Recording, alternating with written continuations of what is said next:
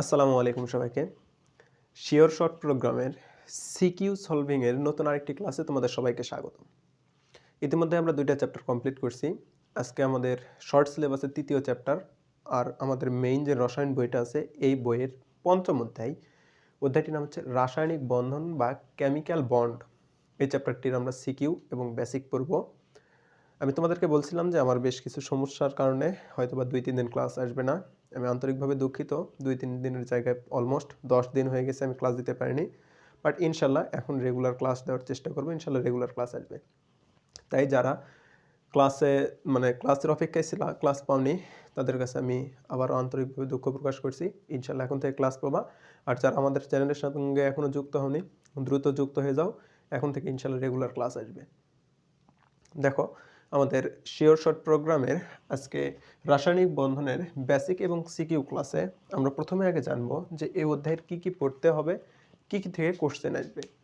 এই অধ্যায়ের বেশ কিছু কথা আছে। যোজনী, যোজ্যতা, প্রথমে যোজন ইলেকট্রন, যোজ্যতা ইলেকট্রন, বিভিন্ন ধরনের বন্ধনের আণবিক গঠন, তারপর আণবিক সংকেত, গাঠনিক সংকেত, বিভিন্ন ধরনের কথা আছে। হ্যাঁ, বাট এই সব কিছু আসলে আমাদের সৃজনশীলের জন্য লাগে না। সৃজনশীলের জন্য ইম্পর্টেন্ট টপিক কি কি? ১ নম্বর হচ্ছে আয়নিক বন্ধন, তারপরে লাগবে হচ্ছে সমযোজী বন্ধন। আয়নিক ও সমযোজী বন্ধনের যে বৈশিষ্ট্যগুলো, সেই বৈশিষ্ট্যগুলো লাগবে। আর একটা পার্ট আছে ধাতব বন্ধন। যেহেতু আমার এই ক্লাসগুলা এসএসসি ২৬-কে টার্গেট করে করা, তাই আমরা এই ধাতব বন্ধনটাকে স্কিপ করব। এখন তোমাদের কথা হইতে পারে যে ভাইয়া ধাতব বন্ধন যে স্কিপ করলেন, ধাতব বন্ধন থেকে কি কোশ্চেন হবে না?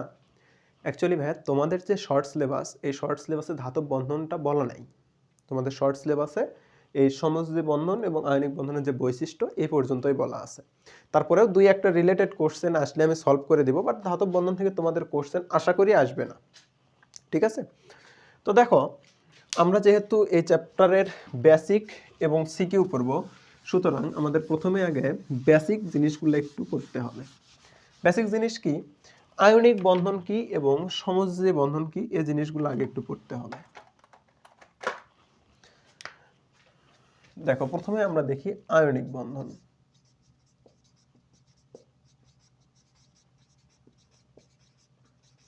আয়নিক বন্ধন, আয়নিক বন্ধন জিনিসটা কি?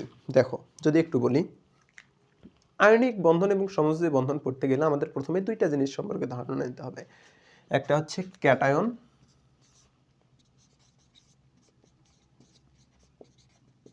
ক্যাটায়ন, আরেকটা হচ্ছে অ্যানায়ন। ক্যাটায়ন জিনিসটা কি? ক্যাটায়ন জিনিসটা যদি আমি সংক্ষেপে বলি, সেটা হচ্ছে যে সকল ধাতব পরমাণু তাদের সর্বশেষ কক্ষপথের এক বা একাধিক ইলেকট্রন ত্যাগ করে ধনাত্মক আয়নে পরিণত হয়, সেই ধনাত্মক আয়নকে আমরা ক্যাটায়ন বলি। উদাহরণ যদি দেই, দেখো, সোডিয়াম তার শেষ কক্ষপথের একটা ইলেকট্রন ত্যাগ করে সোডিয়াম প্লাস তৈরি করে। ওপরে এই প্লাস চার্জ যদি কোনো আমরা আয়ন মৌলের উপরে দেখি, তাহলে মৌল বা যৌগের উপরে প্লাস চার্জ দেখলে সেটাকে আমরা বলবো ক্যাটায়ন। আরেকটা যদি উদাহরণ বলি, ম্যাগনেসিয়াম শেষ কক্ষপথে 2টা ইলেকট্রন ত্যাগ করে ম্যাগনেসিয়াম 2+ তৈরি করে। আমরা এই অধ্যায়ের বেসিক ক্লাস যখন করছি তখন বলছিলাম যে ইলেকট্রনগুলো আমরা মাইনাস আকারে লিখব না, এই পাশের মাইনাস ওই পাশে গেলে কি হবে? প্লাস হবে। সুতরাং ওই পাশে গিয়ে আমরা প্লাস আকারে লিখবো। এগুলা আমরা যখন সমীকরণ করব তখন দেখবা। আপাতত এটা বুঝাচ্ছি।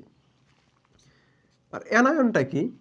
অ্যানায়নটা হচ্ছে যে সকল অধাতব পরমাণু তাদের অষ্টক পূরণের জন্য সর্বশেষ কক্ষপথে এক বা একাধিক ইলেকট্রন গ্রহণ করে ঋণাত্মক আয়নে পরিণত হয়, তাকে আমরা কি বলবো? অ্যানায়ন বলবো। উদাহরণ যদি বলি, দেখো, সবচেয়ে জনপ্রিয় পরমাণু ক্লোরিন, তার শেষ কক্ষপথে একটা ইলেকট্রন গ্রহণ করে ক্লোরিন মাইনাস হয়। আবার হচ্ছে আরেকটা যদি বলি, অক্সিজেন তার শেষ কক্ষপথে 2টা ইলেকট্রন গ্রহণ করে অক্সিজেন 2- হয়। তাইলে আমরা এখানে দেখতেছি যে যদি উপরে প্লাস চার্জ থাকে সেটাকে আমরা বলবো ক্যাটায়ন, যেমন সোডিয়াম আয়ন, ম্যাগনেসিয়াম আয়ন। আর উপরে যদি মাইনাস চার্জ থাকে তাহলে সেগুলোকে বলবো অ্যানায়ন। ঠিক আছে, এখন আসো আমরা উপরে লিখছি কি আয়নিক বন্ধন। মনে রাখবা আয়নিক বন্ধন ইলেকট্রন আদান প্রদানের মাধ্যমে গঠিত হয়। কিসের মাধ্যমে? ইলেকট্রনের আদান প্রদানের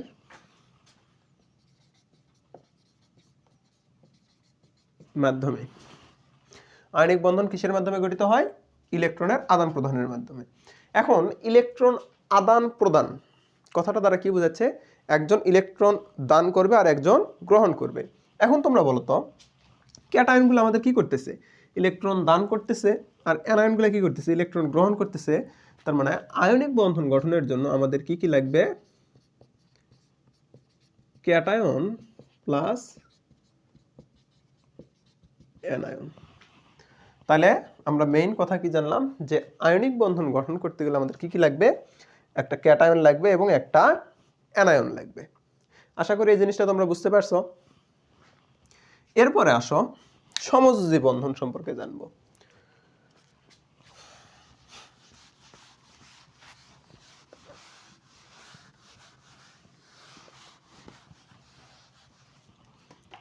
এখন জানবো কি সমযোজী বন্ধন। সমযোজী বন্ধন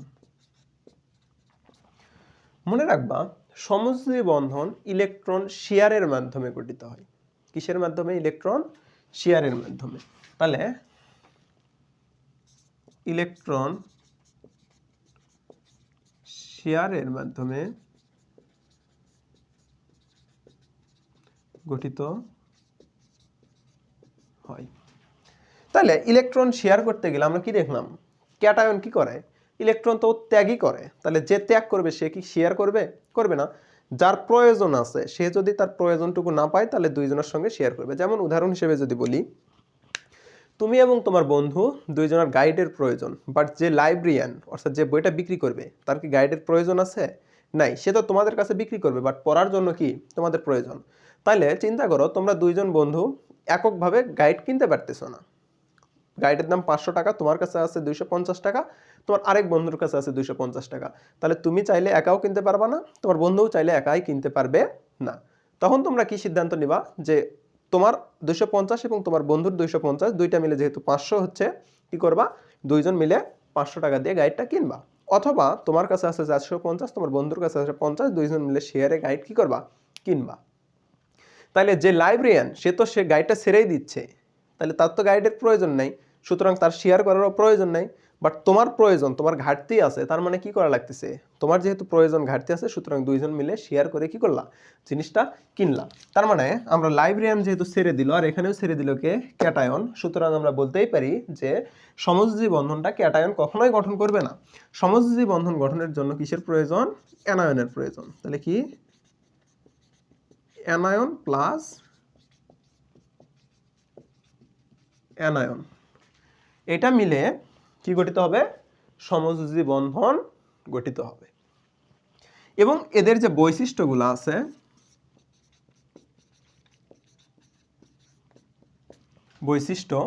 বৈশিষ্ট্যের মধ্যে 1 নম্বর আছে গলনাঙ্ক স্ফুটনাঙ্ক,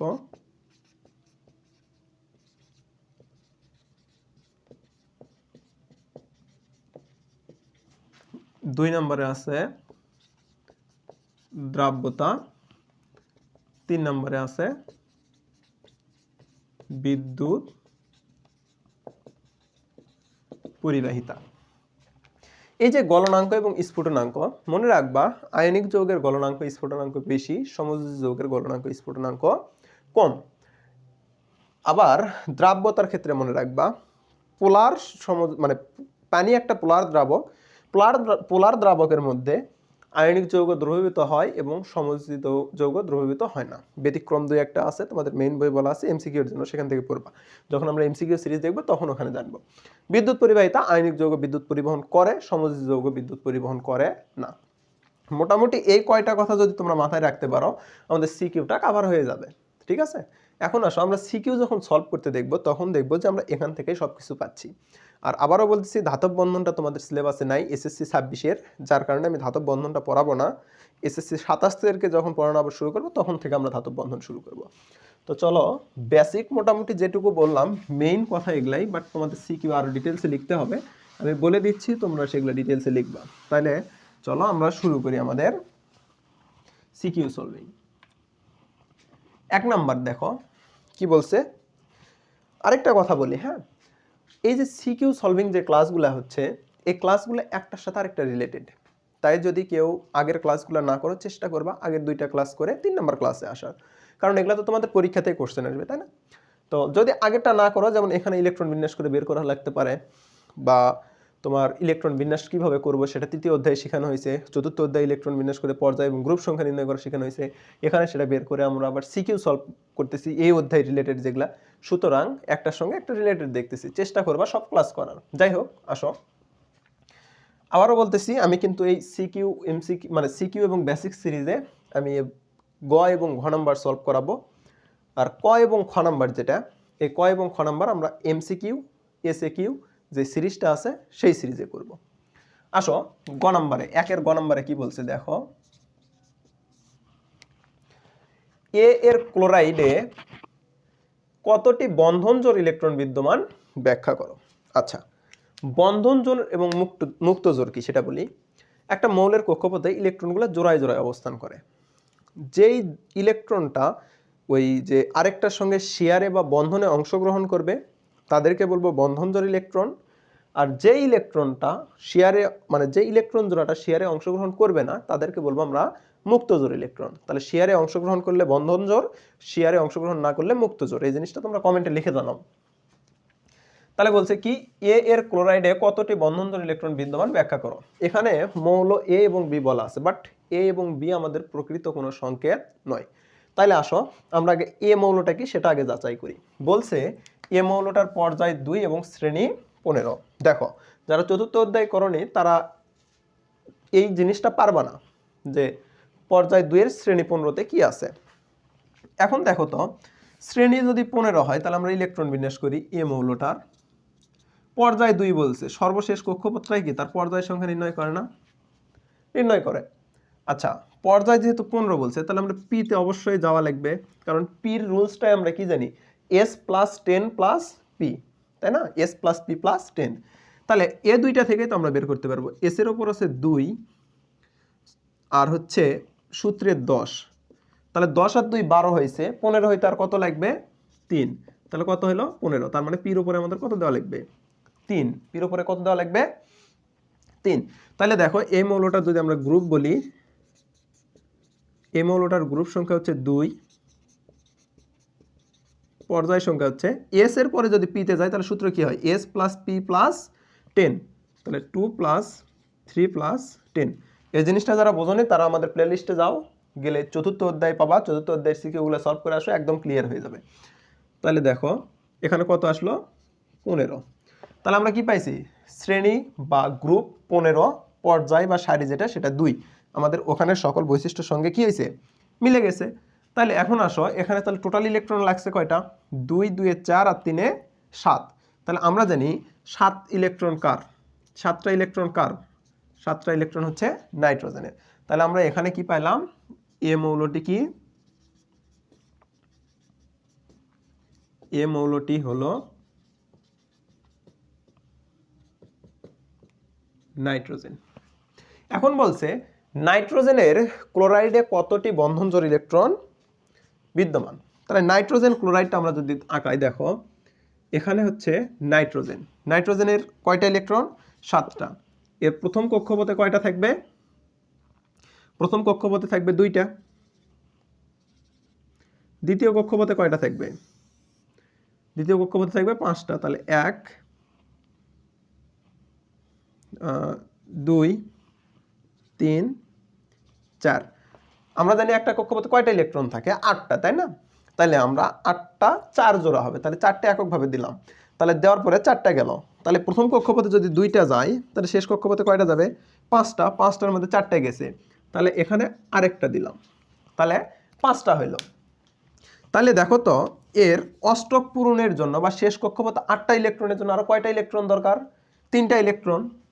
আমরা যদি আবার ক্লোরিনকে দাগাই, ক্লোরিন, আমি শুধু শেষ কক্ষপথটাই দেখাবো। ক্লোরিনের শেষ কক্ষপথে ইলেকট্রন থাকে 7টা। 1 2 3 4 5 6।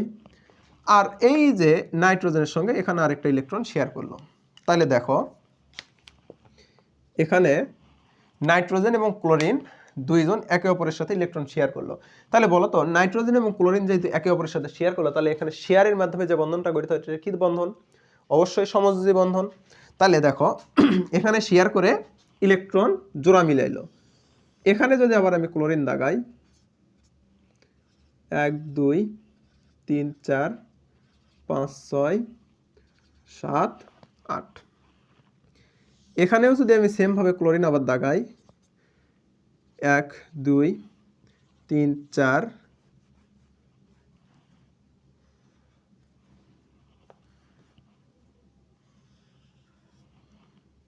5 6 7, তাহলে দেখো ইলেকট্রন শেয়ার করে। এটা কিন্তু আমি অবশ্যই বলতেছি ক্লোরিনের শুধু শেষ কক্ষপথ দাগাইছি, পুরোটা না। তোমরা চিত্রগুলো আরো সুন্দর করে দাগাবা, হ্যাঁ, ফুল কক্ষপথ দিবা এরকম। এ দুইটাতেও 8টা 8টা করে, মানে 2টা আর 8টা করে দিয়ে তৃতীয় নম্বর কক্ষপথে 8টা দেখাবা। তাহলে আমাদের প্রশ্নটা আছে এ এর ক্লোরাইডে কতটি বন্ধনজোড় ইলেকট্রন বিদ্যমান? তাহলে এটা হচ্ছে নাইট্রোজেন। তাহলে এখানে আমরা যে নিচের যৌগটা পাইলাম সেটা কি? নাইট্রোজেন ক্লোরাইড, কারণ একটা নাইট্রোজেনের সঙ্গে 3টা ক্লোরিন গঠিত হয়েছে। তাহলে এটা কি? Nitrogen chloride. এখন নাইট্রোজেন ক্লোরাইডে কয়টা বন্ধনজোড় ইলেকট্রন বিদ্যমান দেখো তো? একটা, 2টা, 3টা। তাহলে নাইট্রোজেন ক্লোরাইডে কতটি বন্ধনজোড় ইলেকট্রন বিদ্যমান? 3টি বন্ধনজোড়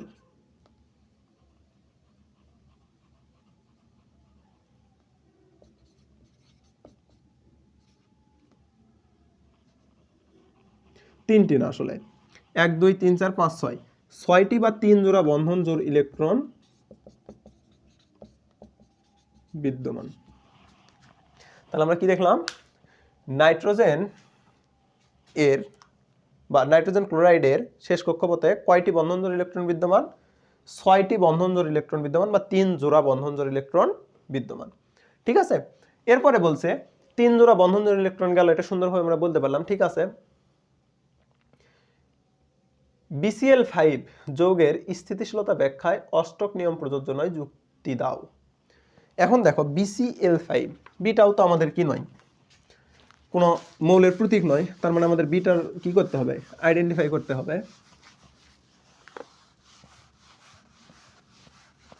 আসো আমরা এটা দেখি। বি মৌলটা কি? পর্যায় 3, শ্রেণী 15। তাহলে সেম ভাবে বি মৌলটাকে যদি বের করি 1s2 2s2 2p6 3s2 3p, 15 জন্য ওটাতে কি লাগছিল? 3 লাগছিল। তাহলে এটাও 3 লাগবে। হিসাব করে দেখো 5 5 আর 10 15, আর পর্যায় 3 হয়েছে। তাহলে কয়টা লাগলো? 2 2 এ 4 4 6 10 10 2 12 12 3 এ 15। তার মানে আমাদের মৌলটার পারমাণবিক সংখ্যা কত? 15। আমরা জানি কি 15 পারমাণবিক সংখ্যা কার? ফসফরাসের। তার মানে আমাদের বলছে কি ফসফরাস পেন্টাক্লোরাইড PCl5 গঠনে অষ্টক নিয়ম মানে না, এটা যুক্তি দিতে বলছে। মানে PCl5 বা BCl5 যৌগের স্থিতিশীলতা ব্যাখ্যায় অষ্টক নিয়ম প্রযোজ্য নয়। দেখো আমরা ফসফরাসের শুধু শেষ কক্ষপথ নিয়ে আমরা দাগাবো এখন। হ্যাঁ, শুধু শেষ কক্ষপথ দাগাবো। ফসফরাসের শেষ কক্ষপথে কয়টা থাকবে? প্রথমটাতে 2টা, তারপরে 8টা, তারপরে 5টা, তাহলে তো 15 হচ্ছে। তার মানে এর শেষ কক্ষপথেও কয়টা থাকবে? 5টা। এখানে 5টা মিলাইলাম।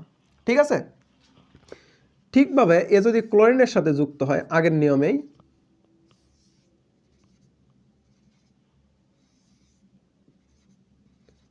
তাহলে কি হচ্ছে দেখো তো? ফসফরাসের শেষ কক্ষপথ 8টা হচ্ছে, বাট এখানে ক্লোরিন কয়টা হচ্ছে? 1 2 3, 3টা ক্লোরিন হচ্ছে, তাই না? 3টা ক্লোরিন হইলে সে শেষ কক্ষপথে 8টা ইলেকট্রন নিচ্ছে, আর শেষ কক্ষপথে 8টা ইলেকট্রন গ্রহণ করার যে নিয়ম সেটাকে বলা হয় অষ্টক নিয়ম। ও হ্যাঁ, তোমাদেরকে প্রথমে যেটা বললাম সমযোজী বন্ধন, আয়নিক বন্ধন, এর সাথে 2 এর নিয়ম এবং অষ্টক নিয়ম, এটাও খুব বেশি ইম্পর্টেন্ট। হ্যাঁ, তোমরা এটা একটু লিখে নাও। অষ্টক নিয়মটা কি? কোনো মৌলের সর্বশেষ কক্ষপথে 8টা ইলেকট্রন ধারণ করাকে অষ্টক নিয়ম বলা হয়। মানে যে কোনোভাবে শেয়ার করে হোক, গ্রহণ করে হোক, ত্যাগ করে হোক, 8টা ইলেকট্রন মানে 8টা ইলেকট্রন বিশিষ্ট শেষ কক্ষপথ গঠন করাকে অষ্টক নিয়ম বলা হয়। আর 2 এর নিয়ম কি? সর্বশেষ কক্ষপথে 8টা ইলেকট্রন ব্যতীত যদি জোড়ায় জোড়ায় 2টা করে ইলেকট্রন থাকে সেটাকে বলা হয় 2 এর নিয়ম। তাহলে দেখো এখানে কি দেখলাম, সর্বশেষ কক্ষপথে 8টা ইলেকট্রন বা অষ্টক নিয়ম মানলে আমরা ক্লোরিন কয়টা পাচ্ছি? ক্লোরিন 3টা পাচ্ছি, বাট আমাদের লাগবে কয়টা? 5টা। তাহলে 5টা যদি নিতে চাই তাহলে এখানে পিতে ফসফরাস, এর শেষ কক্ষপথে কয়টা আছে?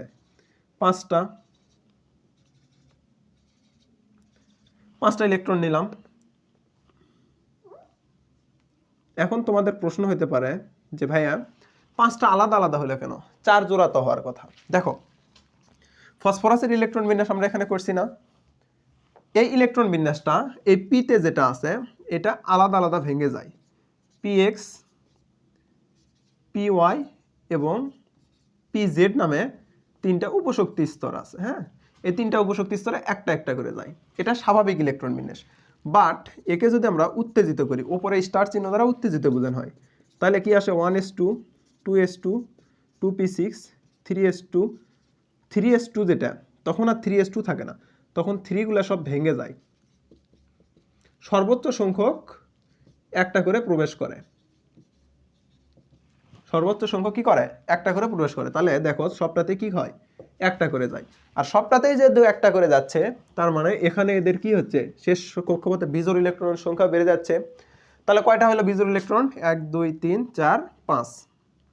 এগুলো তোমাদের উপর লেভেলের পড়া, তোমরা যখন উপর লেভেলে যাবা সেটা যাবে। এখানে আসলে এক্স নয়, এখানে হচ্ছে এক্স স্কোয়ার ওয়াই স্কোয়ার। হ্যাঁ, ডি এক্স স্কোয়ার ওয়াই স্কোয়ারে যাই। তো যাই হোক, তোমরা শুধু ডিতে জানলেও যথেষ্ট, শুধু ডিতে জানলেও যথেষ্ট। তাহলে কি এখানে আমরা 5টা বিজোড় পাচ্ছি। এই 5টা কি করবে? 5টা ক্লোরিনের সাথে ইলেকট্রন শেয়ার করবে। তোমরা সুন্দর করে ডায়াগ্রামগুলো দাগাবা, আবারও বলতেছি, আগেরটাতে যেরকম দেখাইলাম ওইরকম সুন্দর করে দাগাবা। তাহলে দেখো এখানে যখন 5টা ক্লোরিন আমরা নিলাম, এখানে ক্লোরিন কয়টা পাইছি? ক্লোরিন 5টি পাইছি, তাই না? আমাদের PCl5 এর জন্য তো 5টা ক্লোরিনই দরকার। যখন 5টা ক্লোরিন নিলাম তখন শেষ কক্ষপথে কয়টা ইলেকট্রন হয়েছে? 10টা। আর 10টা আমাদের 5 জোড়া আকারে আছে। আর 5 জোড়া আকারে আমি একটু আগেই বললাম যে যদি শেষ কক্ষপথে 8টার বাইরে জোড়া ইলেকট্রন থাকে সেটাকে আমরা কিসের নিয়ম বলি? 2 এর নিয়ম। কি নিয়ম বলি? 2 এর নিয়ম। তার মানে PCl5 বা BCl5 যেটা আমাদের উদ্দীপকে বলা আছে, যৌগের স্থিতিশীলতা ব্যাখ্যায় অষ্টক নিয়ম প্রযোজ্য নয়। আমরা দেখলাম BCl5 অর্থাৎ PCl যে মৌল বা ফসফরাস পেন্টাক্লোরাইড যে যৌগটা আছে, এই যৌগটার স্থিতিশীলতার ব্যাখ্যায় আমাদের কোন নিয়মটা প্রযোজ্য? 2 এর নিয়ম প্রযোজ্য। আশা করি এই জিনিসটা তোমাদের ক্লিয়ার। প্রথম সৃজনশীলগুলো আমি বেশি সময় নিয়ে পড়ানোর পিছনে কারণ একটাই, কারণ সৃজনশীল আসলে প্রত্যেকটাই যে আলাদা আলাদা হয় এরকম নয়। বেশ ধরো যে কয়েকটা টাইপ, 3-4টা টাইপের সৃজনশীল বারবার রিপিট হয়। এজন্য আমি যেগুলা প্রথমে আসবে সেগুলো ভালো করে বুঝাবো, পরবর্তী যেগুলো আসবে ওগুলো তোমাদের বাড়ির কাজ দিব। পরে আসো 2 নাম্বারটা। বলছে কি উদ্দীপক দেওয়া আছে এক্স। দেখো এক্স লিখে 2 8 7 আর 2 8 1 বলা আছে। এগুলা কিন্তু ইলেকট্রন বিন্যাস দেওয়া আছে। হ্যাঁ, যে এক্স এর প্রথম কক্ষপথে 2টা আছে, তারপরে কক্ষপথে 8টা, তারপরে কক্ষপথে 7টা। ওয়াই এর প্রথম কক্ষপথে 2টা, তারপরটাতে 8টা, তারপরটাতে 1টা। বলছে উদ্দীপকের এক্স ও ওয়াই যৌগে কোন ধরনের বন্ধন বিদ্যমান ব্যাখ্যা করো। আচ্ছা, এখন একটু কথা বলি। আমরা জানি প্রত্যেকটা মৌলে কি হইতে চাই? স্থিতিশীল হইতে চাই।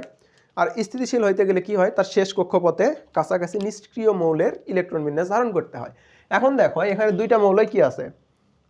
8-এর পরে 7, অর্থাৎ এর কাছাকাছি নিষ্ক্রিয় কি, মানে এর আগের যে নিষ্ক্রিয়টা সেটার শেষ কক্ষপথ কত? 8। আর এটার আগেরটাতেও কত? 8। বাট পরেরটাতেও কত হওয়া লাগবে? 8 হওয়া লাগবে।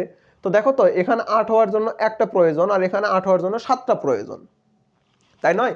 তাহলে এখন বলো একটা এখানে যে 7টা আছে এই 7টার ক্ষেত্রে আগে যদি বলি, আমি চিত্রটাই যদি দাগে দেখাই, দেখো এখানে এক্স মৌলটা আমরা দাগাই। হ্যাঁ, প্রথম কক্ষপথে আছে 2টা, দ্বিতীয় কক্ষপথে আছে 8টা, তৃতীয় কক্ষপথে আছে 7টা। তাহলে এর 8টা মিলানোর জন্য সে 2টা কাজ করতে পারে। একটা হচ্ছে হয় শেষ কক্ষপথের সে 7টা ইলেকট্রন ত্যাগ করে শেষ কক্ষপথে 8টা নিয়ে আসতে পারে। তাহলে এই 3 নম্বর কক্ষপথে যদি 7টা ইলেকট্রন চলে যায় তাহলে কি এর 3 নম্বর কক্ষপথের কোনো দাম আছে? দাম নেই, কারণ সেখানে কোনো ইলেকট্রনই নেই। যেই কক্ষপথে ইলেকট্রন নেই সেটা মূল্যহীন। তাহলে এখানে শেষ 7টা ইলেকট্রন ত্যাগ করে তার 2 নম্বর কক্ষপথে 8টা ইলেকট্রন ধারণ করতে পারে, অথবা সে একটা ইলেকট্রন গ্রহণ করে কি করতে পারে? শেষ কক্ষপথে 8টা ইলেকট্রন ধারণ করতে পারে। এখন তোমরা বলো তো 7টা ত্যাগ করা সহজ না একটা গ্রহণ করা সহজ? অবশ্যই কি একটা গ্রহণ করা সহজ। তাহলে তার শেষ কক্ষপথে সে কি করবে? একটা ইলেকট্রন গ্রহণ করবে। তাহলে এক্স যে মৌলটা, এই মৌলটা কি করবে? তার শেষ কক্ষপথে একটা ইলেকট্রন গ্রহণ করবে। কি হবে? আমরা জানি কি কেন্দ্রে যে কয়টা প্রোটন থাকে বাইরে সে কয়টা ইলেকট্রন থাকে। আর প্রোটন এবং ইলেকট্রনের চার্জ পরস্পরের কি বিপরীত। তাহলে যেহেতু এক্স মৌলটা একটা ইলেকট্রন গ্রহণ করলো তাহলে তার উপরে কি একটা নেগেটিভ চার্জ যাবে। তাহলে এক্স মৌলটা তার শেষ কক্ষপথে একটা ইলেকট্রন গ্রহণ করে এক্স মাইনাস গঠন করবে। আবার ওয়াই যে মৌলটা আছে, দেখো ওয়াই যে মৌলটা, এই ওয়াই মৌলটারও যদি আমি দাগাই তাহলে প্রথম কক্ষপথে কয়টা? 2টা, তারপরটাতে 8টা, তারপরেরটাতে 1টা। মনে রাখবা এই ক্রস চিহ্ন এবং ডট চিহ্ন 2টা দ্বারা ইলেকট্রন বোঝানো হয়। তাহলে সে কি করবে? দেখো তার শেষ কক্ষপথে অষ্টক পূরণের জন্য হয় একটা ত্যাগ করতে হবে অথবা 7টা গ্রহণ করতে হবে। এখন বলো 7টা গ্রহণের চেয়ে একটা ত্যাগ সহজ না? অবশ্যই সহজ। তখন সে কি করবে? তার শেষ কক্ষপথের একটা ইলেকট্রন ত্যাগ করবে, করে সে তাহলে একটা ইলেকট্রন যদি চলে যায় তাহলে তার কেন্দ্রে কি পজিটিভের সংখ্যা বাড়লো না? যেহেতু একটা ইলেকট্রন গেছে মানে কেন্দ্রে কি একটা প্রোটনের চার্জ বেড়ে গেল, তার মানে উপরে একটা পজিটিভ চার্জ হবে। তাহলে আলটিমেটলি আমি তোমাদেরকে একটু আগেই বললাম যে আমরা ইলেকট্রনের আগে কখনো মাইনাস রাখবো না, সেটা প্লাস করব। তাহলে এ পাশে যদি মাইনাস আছে সেটা ওই পাশে গেলে কি হবে? ইলেকট্রন হবে। ঠিক আছে? এখন দেখো এখানে এটা কি বলো তো, তোমাদেরকে একটু আগে আমি অ্যানায়ন এবং ক্যাটায়ন দেখাইলাম না? এখানে কি পাইছি? একটা অ্যানায়ন পাইছি, আর এখানে কি প্লাস চার্জ আছে, মানে কি একটা ক্যাটায়ন পাইছি। তাহলে অ্যানায়ন এবং ক্যাটায়ন মিলে কোন বন্ধনটা গঠন করে? আয়নিক বন্ধন, দেখলাম না? তাহলে এখানে আমরা যে অ্যানায়নটা পাইলাম সেটা কি এক্স মাইনাস, প্লাস ক্যাটায়নটা পাইলাম ওয়াই প্লাস, দুইটা মিলে কি এক্স ওয়াই বা ওয়াই এক্স যেটাই বলি না কেন যৌগ গঠন করবে। ধরলাম প্লাসটা আগে লিখি সাধারণত, মাইনাসটা পরে লিখি, তাহলে ওয়াই এক্স যৌগ গঠন করে। স্ট্রাকচারটা বুঝলাম, বাট মৌলগুলো কি সেগুলো এখনো বের করিনি। এই মৌলটাতে কয়টা ইলেকট্রন আছে দেখো তো? 1 2 2 আর 8 10, 10 আর 7 17। আমরা জানি কি 17 পারমাণবিক সংখ্যা কার? ক্লোরিনের। তাহলে প্রথম মৌলটা কি? ক্লোরিন। আর দ্বিতীয় মৌলটা কি? 10 2 8 10 1 11, 11 কার? সোডিয়ামের। এই তো আমরা মৌলটাই পেয়ে গেছি। তাহলে এটা কি? এটা হচ্ছে ক্লোরিন। এটা হচ্ছে ক্লোরিন, একটা ইলেকট্রন গ্রহণ করে Cl মাইনাস গঠন করলো। আবার এখানে সোডিয়াম একটা ইলেকট্রন ত্যাগ করে সোডিয়াম প্লাস গঠন করলো। ঠিক আছে? সোডিয়াম প্লাস গঠন করলো। এরপরে কি? ক্লোরিন মাইনাস এবং সোডিয়াম প্লাস মিলে সোডিয়াম ক্লোরাইড যৌগ গঠন করলো। এখন বলো সোডিয়াম ক্লোরাইড অ্যানায়ন এবং ক্যাটায়ন মিলে গঠিত হয়েছে, হয়ে কি যৌগ গঠন করছে? এটা আয়নিক যৌগ। আর মনে রাখবা আয়নিক যৌগে আয়নিক বন্ধন বিদ্যমান, সমযোজী যৌগে সমযোজী বন্ধন বিদ্যমান। তাহলে আমরা সবকিছু বিশ্লেষণ করে দেখলাম কি যে এক্স ওয়াই যে যৌগটা আছে এই যৌগে আয়নিক বন্ধন বিদ্যমান। তাহলে এক্স ওয়াই যৌগে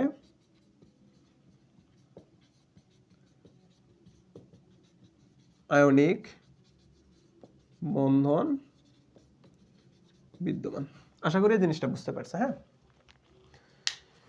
এখন বলছে কি এক্স আয়নিক ও সমযোজী উভয় ধরনের যৌগ গঠন করলেও ওয়াই কখনো সমযোজী বন্ধন গঠন করে না, যুক্তি সহ ব্যাখ্যা করো। আসো ঘ নাম্বারটা সলভ করি।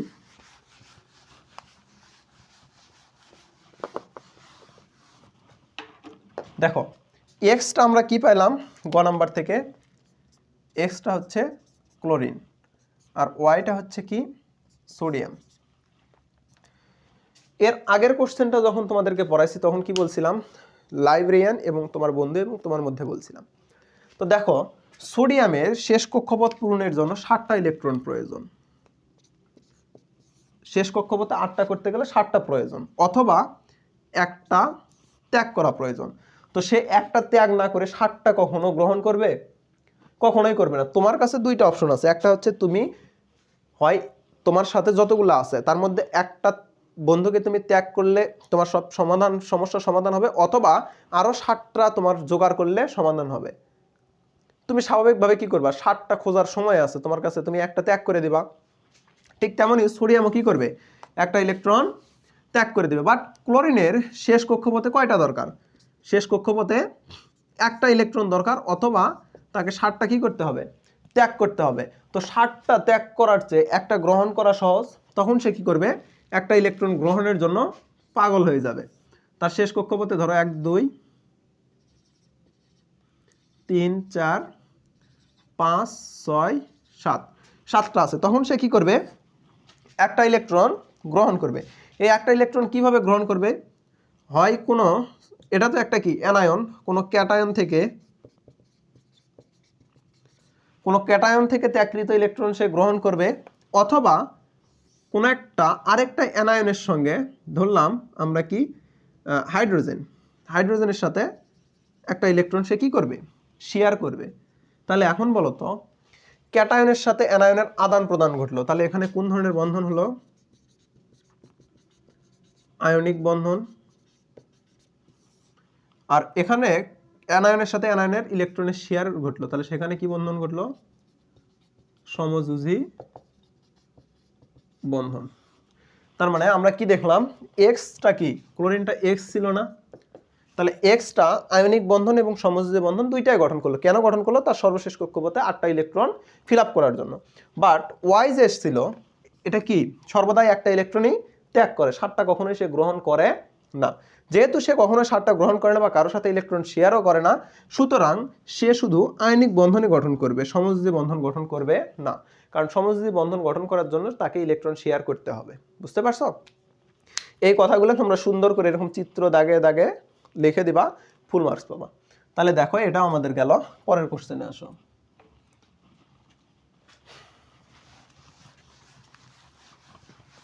পরের কোশ্চেন কি বলছে দেখো, পরের কোশ্চেন বলছে মৌল ADER দেওয়া আছে এবং পারমাণবিক সংখ্যা বলা আছে 1 6 19 17। আচ্ছা, আগে আমরা ADER কি কি এগুলা বের করে নেই। এ মৌলটা বলা আছে 1, 1 মানে কি হাইড্রোজেন। ডি মৌলটা বলা আছে 6, 6 মানে হচ্ছে কার্বন। ই মৌলটা বলা আছে 19, 19 মানে হচ্ছে পটাশিয়াম। আর মৌলটা বলা আছে 17, 17 মানে ক্লোরিন। এগুলো তোমাদের চতুর্থ অধ্যায়ে পর্যায় সারণীতে মুখস্থ করানো হয়েছে, তাই না? গ নাম্বারটা বলছে কি দেখো, গ নাম্বারটা বলছে এ ও আর মৌল দুটির মধ্যে বন্ধন গঠন প্রক্রিয়া চিত্র সহ ব্যাখ্যা করো। তাহলে এ ও আর, তাহলে এ এবং আর মানে হাইড্রোজেন এবং ক্লোরিনের মধ্যে বন্ধন গঠন প্রক্রিয়াটা চিত্র সহ ব্যাখ্যা করতে বলছে। আচ্ছা, আমরা আগে আসলে দেখি। হাইড্রোজেনের যেহেতু 1, তার শেষ কক্ষপথে একটা ইলেকট্রন থাকবে। ক্লোরিনের কত, 17, তাই না? তাহলে তার প্রথম কক্ষপথে থাকবে 2টা, দ্বিতীয় কক্ষপথে থাকবে 8টা, তাহলে 2 আর 8 10। 3 নাম্বার যে কক্ষপথ, এই কক্ষপথে থাকবে 7টা। তাইলে দেখো তো, এরও শেষ কক্ষপথের জন্য একটা ইলেকট্রন প্রয়োজন, এরও শেষ কক্ষপথের জন্য একটা ইলেকট্রন প্রয়োজন। হাইড্রোজেন যদি তার একটা প্রয়োজন মানে একটা গ্রহণ করতে হবে অথবা ত্যাগ করতে হবে। যদি সে ত্যাগ করে তাহলে তার তো কোনো অস্তিত্বই থাকতেছে না, শুধু কি নিউক্লিয়াসটা থাকতেছে। তার মানে সে অবশ্যই কি করবে না, ত্যাগ করবে না, সে গ্রহণ করবে।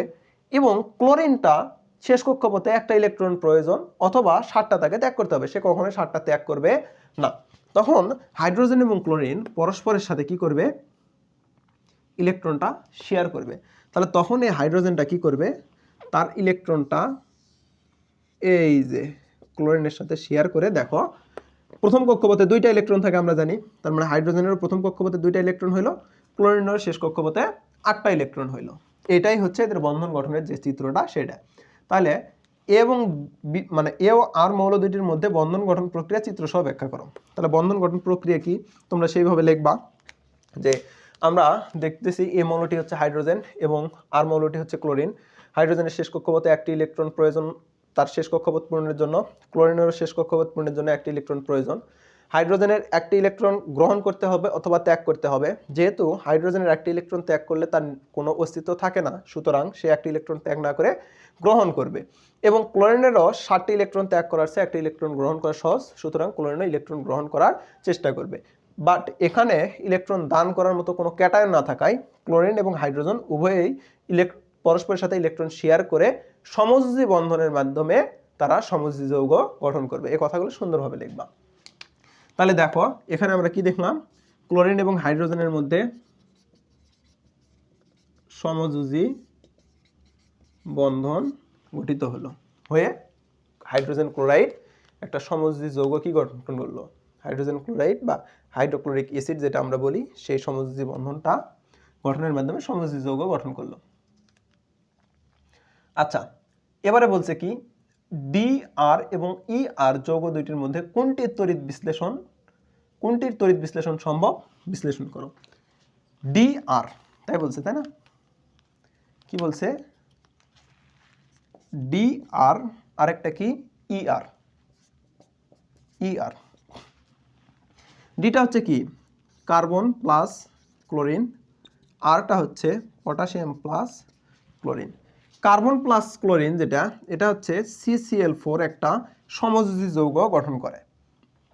কিভাবে দেখো, এটা এখন ধরো আমি একটা ঘ নাম্বার এটা দেখাচ্ছি, হ্যাঁ ঘ নাম্বার শেষ, ঘ নাম্বার দেখাচ্ছি। এটা যদি কার্বন হয়, কার্বনের প্রথম কক্ষপথে থাকবে 2টা, তার শেষ কক্ষপথে থাকবে 4টা।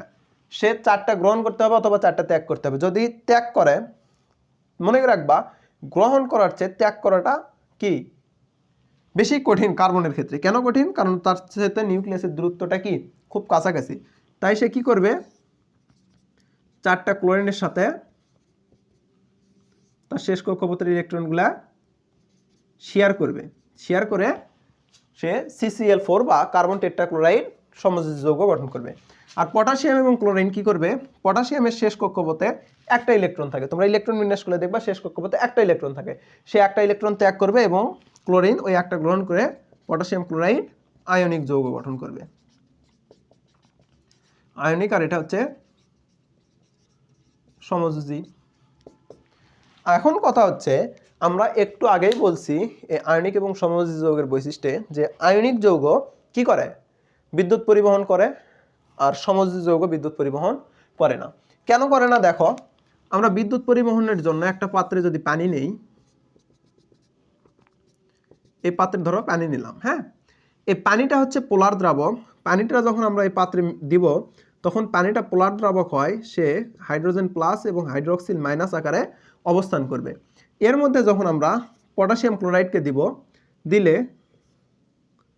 আচ্ছা দাঁড়াও, এটা তো আমি দ্রাব্যতা দেখাচ্ছি, বিদ্যুৎ পরিবহন বলছে তাই না, তড়িৎ বিশ্লেষণ সম্ভব। তাহলে দেখো তড়িৎ বিশ্লেষণের জন্য আমরা কি করব, এটা যদি একটু দেখাই, এর মধ্যে আমরা 2টা তড়িৎদ্বার দিব, এর মধ্যে অবশ্যই কি থাকবে, পানি থাকবে। এই তড়িৎদ্বারের মধ্যে আমাদের এরকম একটা কোষ দ্বারা যুক্ত থাকবে, ঠিক আছে।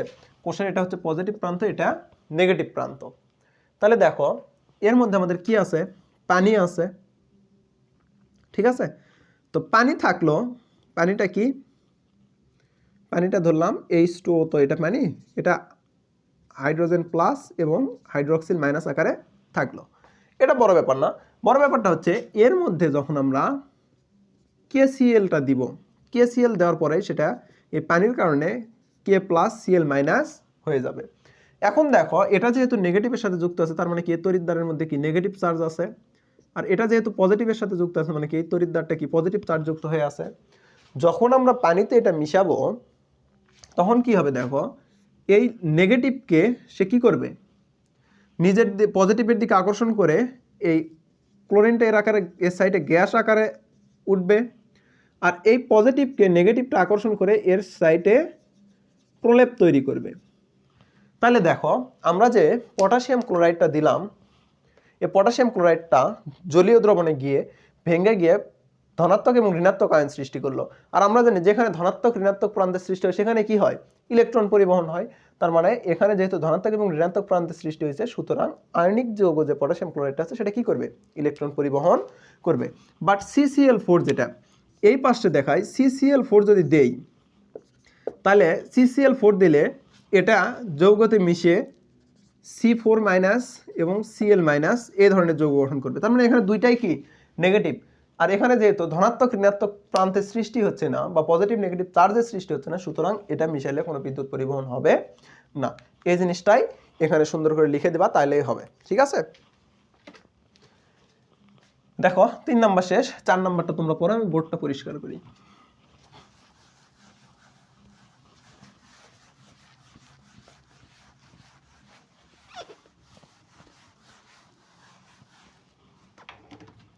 চার নাম্বারটা কি বলছে, X2 অণুর গঠন প্রক্রিয়া চিত্র সহ ব্যাখ্যা করো। X মৌলটা কি, পারমাণবিক সংখ্যা দেওয়া আছে, বলা আছে। 4-এর গ নাম্বারটা যদি দেখায়, X মৌলটার পারমাণবিক সংখ্যা 8, আমরা জানি 8 পারমাণবিক সংখ্যা হচ্ছে অক্সিজেনের। বলছে O2 এর গঠন চিত্র ব্যাখ্যা করতে। দেখো এই চিত্রটা একটু ব্যতিক্রম, হ্যাঁ, এই চিত্রটা ভালো করে মনোযোগ দিবা। আমরা জানি এখানে অক্সিজেনটাকে দেখাই, তাহলে এর প্রথম কক্ষপথে কয়টা থাকবে, 2টা। দ্বিতীয় কক্ষপথে কয়টা থাকবে, দ্বিতীয় কক্ষপথে থাকবে 6টা, তাই না, 6টা থাকলো। ঠিক আছে, আবার আরেকটা অক্সিজেন যদি নেই, তার প্রথম কক্ষপথে কয়টা থাকবে, 2টা। পরের কক্ষপথে কয়টা থাকবে, 6টা থাকবে। তাইলে 6টা আমি এখানে একটু দাগেই দেখাই। তাহলে এরও শেষ কক্ষপথ পূরণের জন্য 2টা ইলেকট্রন প্রয়োজন, এরও পূরণের জন্য 2টা ইলেকট্রন প্রয়োজন। এবং এখানে বলছে যে 2টা অক্সিজেনই একে অপরের সাথে কি করবে, শেয়ার করবে। তাহলে শেয়ারটা কিভাবে করবে, দেখো এই চিত্রটা একটু ব্যতিক্রম, আবারও বলতেছি। তখন তারা কি করবে, এই অক্সিজেনটা এই অক্সিজেনের কাছাকাছি আসবে, এসে তার প্রথম কক্ষপথে 2টা হলো, এবং তার দ্বিতীয় যে কক্ষপথটা, এই দ্বিতীয় কক্ষপথে এখানেই দেই, সে কি করবে, এই অক্সিজেনের সাথে এই যে এখানে তারা ইলেকট্রন 4টা ইলেকট্রন একবারে শেয়ার করবে। কয়টা ইলেকট্রন, 4টা, এর 2টা এর 2টা, টোটাল 4টা ইলেকট্রন শেয়ার করলো। তাহলে এই পুরাটাই কি করলো, একে অপরের সাথে শেয়ার করলো। তার মানে এই 4টা ইলেকট্রন এই অক্সিজেনেরও, এই 4টা ইলেকট্রন ওই অক্সিজেনেরও। তার মানে দেখো তো এর শেষ কক্ষপথে কয়টা হলো, 2, 2 এ 4 আর 4 এ 8। আবার এই অক্সিজেনের কয়টা হলো, 2, 2 এ 4 আর 4 এ 8। তার মানে এরও 8টা হয়েছে, এরও 8টা হয়েছে। তার মানে শেষ কক্ষপথে অষ্টক পূরণ হয়েছে। এই যে একটা অক্সিজেন আরেকটা অক্সিজেনের সাথে এইভাবে ইলেকট্রন শেয়ার করে গঠিত হয়। তোমরা একটার উপর দিয়ে আরেকটা দিয়ে এইভাবে ইলেকট্রনগুলা দিবা। এটাই হচ্ছে চিত্র গঠন। আর আমি মুখে যে কথাগুলো বললাম সেগুলো তোমরা এখানে লিখে দিবা। বলছে উদ্দীপকের একটি মৌলের একাধিক যোজনী বিদ্যমান বিশ্লেষণ করো। একটি মৌলের একাধিক যোজনী বিদ্যমান কোনটা, আমরা 2 নম্বরে মেবি করলাম কি 3 নম্বরে করলাম। ওয়াই দেখো তো কত বলা আছে, 15। 15 মানে কত, পি, পিতে কি ফসফরাস, এটা ঘ নাম্বার। একাধিক যোজনী বিদ্যমান কেন, দেখো যোজনীর সংখ্যা বেশ কয়েকটা আছে। ধাতুর ক্ষেত্রে একটা, অধাতুর ক্ষেত্রে একটা। ধাতুর ক্ষেত্রে কি, ধাতুর ক্ষেত্রে তার সর্বশেষ কক্ষপথে যে ইলেকট্রন থাকে বা যে কয়টি ইলেকট্রন থাকে সেটাই ওই ধাতব মৌলের যোজনী নির্দেশ করে। আর অধাতব মৌলের ক্ষেত্রে কি, তাদের সর্বশেষ কক্ষপথে যে কয়টি ইলেকট্রন প্রয়োজন হয় অষ্টক পূরণের জন্য, সেই প্রয়োজনকৃত ইলেকট্রনের সংখ্যাকে কি বলা হয়, অধাতব মৌলের যোজনী বলা হয়। আমরা জানি কি পি ব্লক মৌলগুলা কি হয়, অধাতু হয়। এখানে 15 যেটা, এটা পি ব্লক একটা মৌল বা সর্বশেষ ইলেকট্রন পিতে যায়। দেখো এখানে ফসফরাস যদি আমরা দাগাই, প্রথম কক্ষপথে এর কয়টা, 2টা, দ্বিতীয় কক্ষপথে 8টা, 8 2 কত 10, আর তৃতীয় কক্ষপথে তার কয়টা থাকে, সাধারণভাবে 3টা থাকে, তাই না, বিজোড় ইলেকট্রন, আর জোড় 2টা, তাহলে 5টা। তাহলে ইলেকট্রন বিন্যাসটা যদি আমরা দেখাই, 1s2, 2s2, তারপরে হচ্ছে 3s2, sorry 1s2, 2s2, 2p6 আছে, 3s2, 3p3। এই 3p3টা ভেঙে যায়, ভেঙে গিয়ে কি হয়, এই 3p3টা এখন তখন 3p3 থাকে না, 3px ওয়ান, 3p(y1), 3p(z1) হয়। দেখা যাচ্ছে কি? হ্যাঁ, দেখা যাচ্ছে 3px1, 3py1 এবং 3pz1 হয়। মানে এটা স্বাভাবিক অবস্থায় পির 3টা উপশক্তি স্তরে চলে যায়, ঠিক আছে? মানে পি তো একটা উপশক্তি স্তরে, এই উপশক্তি স্তরে বিস্তৃত হয়ে যায়। এরপরে দেখো এই পি কে যখন আমরা উত্তেজিত করব, উপরে স্টার চিহ্ন দ্বারা উত্তেজিত দেখানো হয়। উত্তেজিত করলে 1s2, 2s2, 2p6, 2 পর্যন্ত ব্লক আছে। এরপরের 3 ইলেকট্রনগুলা সর্বোচ্চ সংখ্যক একক আকারে প্রবেশ করে। এটা আমি নিচে লিখে দিলাম 3d x² y², not x² - y², এটা 3d x² y²। এবং সবগুলাতে কয়টা করে যায়? একটা করে যায়। তাহলে যেহেতু একটা করে যায়, আর বললাম কি যে তাদের সর্বশেষ কক্ষপথে যে কয়টি অষ্টক পূরণের জন্য যে কয়টি ইলেকট্রন প্রয়োজন সেটাকে যোজনী বললাম। আরেকটি সংজ্ঞা আছে যে কোন মৌল বা পরমাণু সর্বশেষ কক্ষপথে যে কয়টি অযুগ্ম ইলেকট্রন, অযুগ্ম মানে কি জোড়াবিহীন থাকে, সেই সংখ্যাকে ওই মৌলের কি বলা হয়? যোজনী বলা হয়। অর্থাৎ পরমাণুর ক্ষেত্রে প্রথম যেটা বললাম সেটা এটার ক্ষেত্রে প্রযোজ্য, এটাতে থেকে তার যোজনী কত আসে? 3। আর উত্তেজিত অবস্থার যে সংজ্ঞাটা বললাম সেটা কি? সর্বশেষ কক্ষপথে যতগুলো অযুগ্ম ইলেকট্রন থাকে সেটাকে তার কি বলা হয়? যোজনী। তাহলে দেখো তো এখানে উত্তেজিত অবস্থায় সর্বশেষ কক্ষপথে কয়টা আছে? 1, 2, 3, 4, 5। কয়টা? 5টা। তার মানে আমরা দেখতেছি ওয়াই যে মৌলটা অর্থাৎ ফসফরাস যেটা, তার যোজনী একাধিক। কত কত? 3 এবং 5। এটা কেন হয়? কারণ সর্বশেষ কক্ষপথে বা সর্বশেষ শক্তি স্তরে উপশক্তি স্তরগুলোর ইলেকট্রন সমূহের সুবিন্যস্ত আকারে বিন্যাস হওয়ার জন্য বা সুবিন্যস্ত আকারে প্রবেশ করার জন্য উত্তেজিত অবস্থায় আমরা তাদেরকে নিয়ে আসি। উত্তেজিত অবস্থায় নিয়ে আসলে তাদের সর্বোচ্চ সংখ্যক সিঙ্গেল আকারে প্রবেশ করে, ঠিক আছে? এই কারণে আমরা দেখতেছি ফসফরাসের বা ফসফরাস পি মৌলটার যোজনী 3 এবং 5। পরেরটাতে আসো।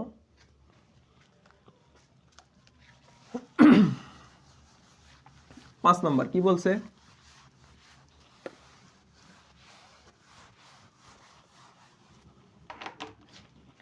বলছে একটি পাত্রে খাদ্য লবণের দ্রবণ, অপর একটি পাত্রে চিনির দ্রবণ নিয়ে ইলেকট্রোড হিসেবে 2টি গ্রাফাইট দণ্ড নেওয়া হলো, ঠিক আছে? খাদ্য লবণ এবং চিনির দ্রবণ নেওয়া হলো। দ্বন্দ্বদ্বয়ের সাথে কপার তার, ব্যাটারি, টর্চ, বাল্ব যুক্ত করা হলো। গ নম্বরে বলছে চিত্রের দ্রবণ দুটির বিদ্যুৎ পরিবাহিতার পার্থক্য নির্ণয় করো।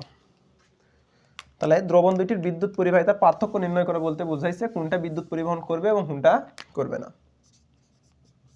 গ নাম্বার খাদ্য লবণ বা লবণ যেটা, এটার সংকেত হচ্ছে সোডিয়াম ক্লোরাইড। আর চিনি যেটা,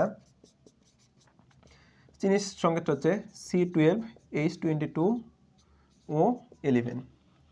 এখানে দেখো সোডিয়াম ক্লোরাইড যেটা তোমরা বইয়ে অবশ্যই পড়ছো, এটা হচ্ছে কি? আয়নিক যৌগ।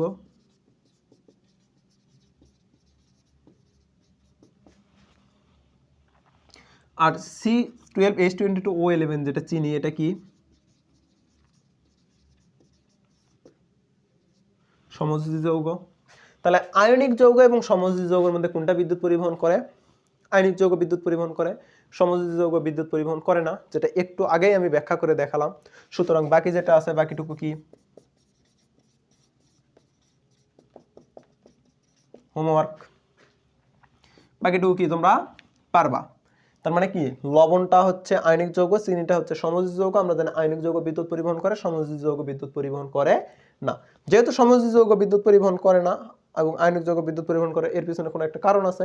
সেই কারণটা আমি একটু আগেই তোমাদেরকে চিত্র দেখাইছি, ওই চিত্র থেকে দিবা। বলছে উদ্দীপকের পাত্রে গ্রাফাইট দ্বন্দ্বের পরিবর্তে ধাতব দ্বন্দ্ব ব্যবহার করা যাবে কিনা ব্যাখ্যা করো। আচ্ছা আসো।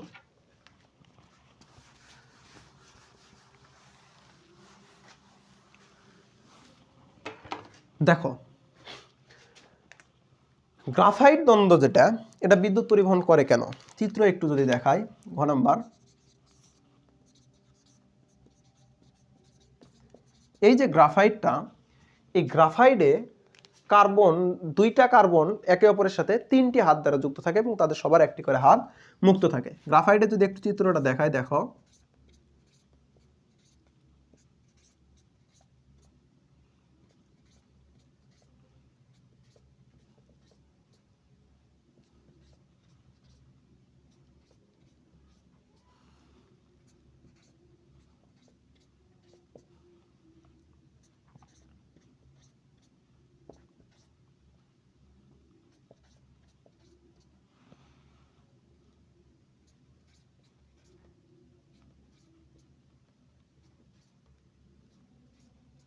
তাহলে দেখো এখানে যতগুলো আমি কার্বন দাগাইছি সবগুলা 3টা করে হাতে 3টা করে কার্বন আছে, বাট প্রত্যেকটা কার্বনের এখানে এবার ধরো যে এখানে যে হাতটা দাগাইছি না, এখান থেকে এ আবার আরেকটা কার্বনের সাথে এভাবে যুক্ত হবে। হ্যাঁ, এভাবে যুক্ত হবে। তো দেখো মাঝখানের যে কার্বনগুলো আছে প্রত্যেকটা কার্বনের একটা করে হাত কি আছে, খালি আছে। একটা করে হাত খালি আছে মানে কি, তাদের একটা করে ইলেকট্রন মুক্ত অবস্থায় আছে। আর এই মুক্ত ইলেকট্রনগুলোর কারণে এদের এক প্রান্তে যদি আমরা বিদ্যুৎ দেই, তাহলে অপর প্রান্তে এই মুক্ত ইলেকট্রনগুলোর কারণে তারা কি করে, ইলেকট্রন পরিবহন করে। এখানে গ্রাফাইটের পরিবর্তে যদি একটা আমরা ধাতব দ্বন্দ্ব নেই, ধাতব দ্বন্দ্ব কি, দেখো সোডিয়ামের একটা দ্বন্দ্ব, ধরো এটা সোডিয়ামের একটা দ্বন্দ্ব। তো আমরা কি জানি, সোডিয়াম, অনেকগুলো সোডিয়াম যখন এক জায়গায় থাকে, আমাদের ধাতব পরিবহন যেটা আছে এটাতে আছে, এই সোডিয়ামগুলার শেষ কক্ষপথের মুক্ত ইলেকট্রনগুলো তারা কি করে, ছেড়ে দেয়, বা শেষ কক্ষপথের ইলেকট্রনটা তারা কি করে, ছেড়ে দেয়। আর এই ইলেকট্রনগুলা ওই খণ্ডের মধ্যে কি অবস্থায় থাকে, মুক্ত অবস্থায় থাকে। আর এই খণ্ডের মধ্যে মুক্ত অবস্থায় যখন ইলেকট্রনগুলো থাকে, তখন এই ইলেকট্রনগুলো ছেড়ে দেওয়ার পরে খণ্ডের মধ্যে, তখন সেটা আর কারো একক ইলেকট্রন থাকে না, সবাই সেই ইলেকট্রনটাকে নিজের দিকে টানে। আর সবাই সেই ইলেকট্রনগুলোকে নিজের দিকে টানার কারণে এই ইলেকট্রনগুলো এখানে ঘুরে বেড়ায়, যার কারণে এই ইলেকট্রনগুলোকে বলে সঞ্চরণশীল ইলেকট্রন। এবং যেই সোডিয়ামগুলা চার্জ যুক্ত বা পজিটিভ চার্জ যুক্ত হয়ে সোডিয়াম আয়নে পরিণত হয়েছে, এদেরকে বলা হয় পারমাণবিক শ্বাস। এই পারমাণবিক শ্বাসের মধ্যে ইলেকট্রনগুলা ঘুরে বেড়ায়, যার কারণে এখানে আমরা যদি ইলেকট্রন বা কোনো একটা ইলেকট্রন প্রবাহ এক পাশে দেই, তাহলে তার অপর পাশে দিয়ে আমরা সেই ইলেকট্রন প্রবাহটা পাই। কেন পাই, এই সঞ্চরণশীল ইলেকট্রন বা মুক্ত ইলেকট্রনের কারণে। তাহলে এই গ্রাফাইটেও দেখতেছি এই সঞ্চরণশীল ইলেকট্রন বা মুক্ত ইলেকট্রনের কারণে আমরা বিদ্যুৎ পরিবহন পাচ্ছি। এই ধাতব খণ্ডেও যখন আমরা ইলেকট্রন দিচ্ছি, ওই মুক্ত ইলেকট্রনের কারণে কি হচ্ছে, ইলেকট্রনগুলা প্রবাহিত হচ্ছে। তার মানে অবশ্যই কি, গ্রাফাইট দণ্ডের পরিবর্তে আমরা কি ব্যবহার করতে পারবো, ধাতব দ্বন্দ্ব ব্যবহার করতে পারবো। তার মানে উদ্দীপকের পাত্রে গ্রাফাইট দ্বন্দ্বের পরিবর্তে ধাতব দ্বন্দ্ব ব্যবহার করা যাবে। তোমরা এই দুইটা চিত্র, এই চিত্র এবং এই চিত্র সুন্দরভাবে দেখে দিবা, তাহলে আশা করি খুব সুন্দরভাবে মার্কস পাবা। ওই চিত্রটা ওইভাবে না দিয়ে আমি একটু দেখে দিচ্ছি, দাঁড়াও সুন্দর করে দেখে দিচ্ছি। এই চিত্রটা তোমরা এইভাবে দিবা।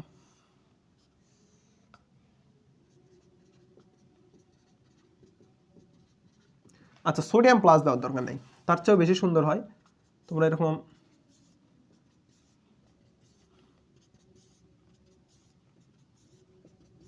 এরকম শুধু প্লাস চার্জ দিবা। হ্যাঁ, কারণ সোডিয়ামটা আমরা দেখলাম কি ইলেকট্রন ত্যাগ করে তো প্লাস চার্জই হয়েছে। আর এর প্লাস কেন হইলো, তারা একটা করে ইলেকট্রন কি করছে, ছেড়ে দিচ্ছে। আমরা এখানে কিন্তু একটা খণ্ড নিছি, আর এগুলাকে বলা হয় পারমাণবিক শ্বাস। আর ইলেকট্রনগুলোকে বলা হয় সঞ্চরণশীল ইলেকট্রন,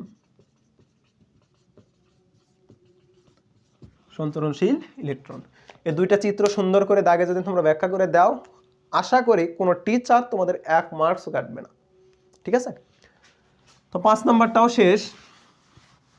এখন দ্রুত আগাবে, কারণ প্রথম কয়েকটা সলভ করার পরে একই টাইপের কোশ্চেন বারবার রিপিট হয়, এই কারণে সমস্যা সমাধান পরবর্তীতে দ্রুত হয়।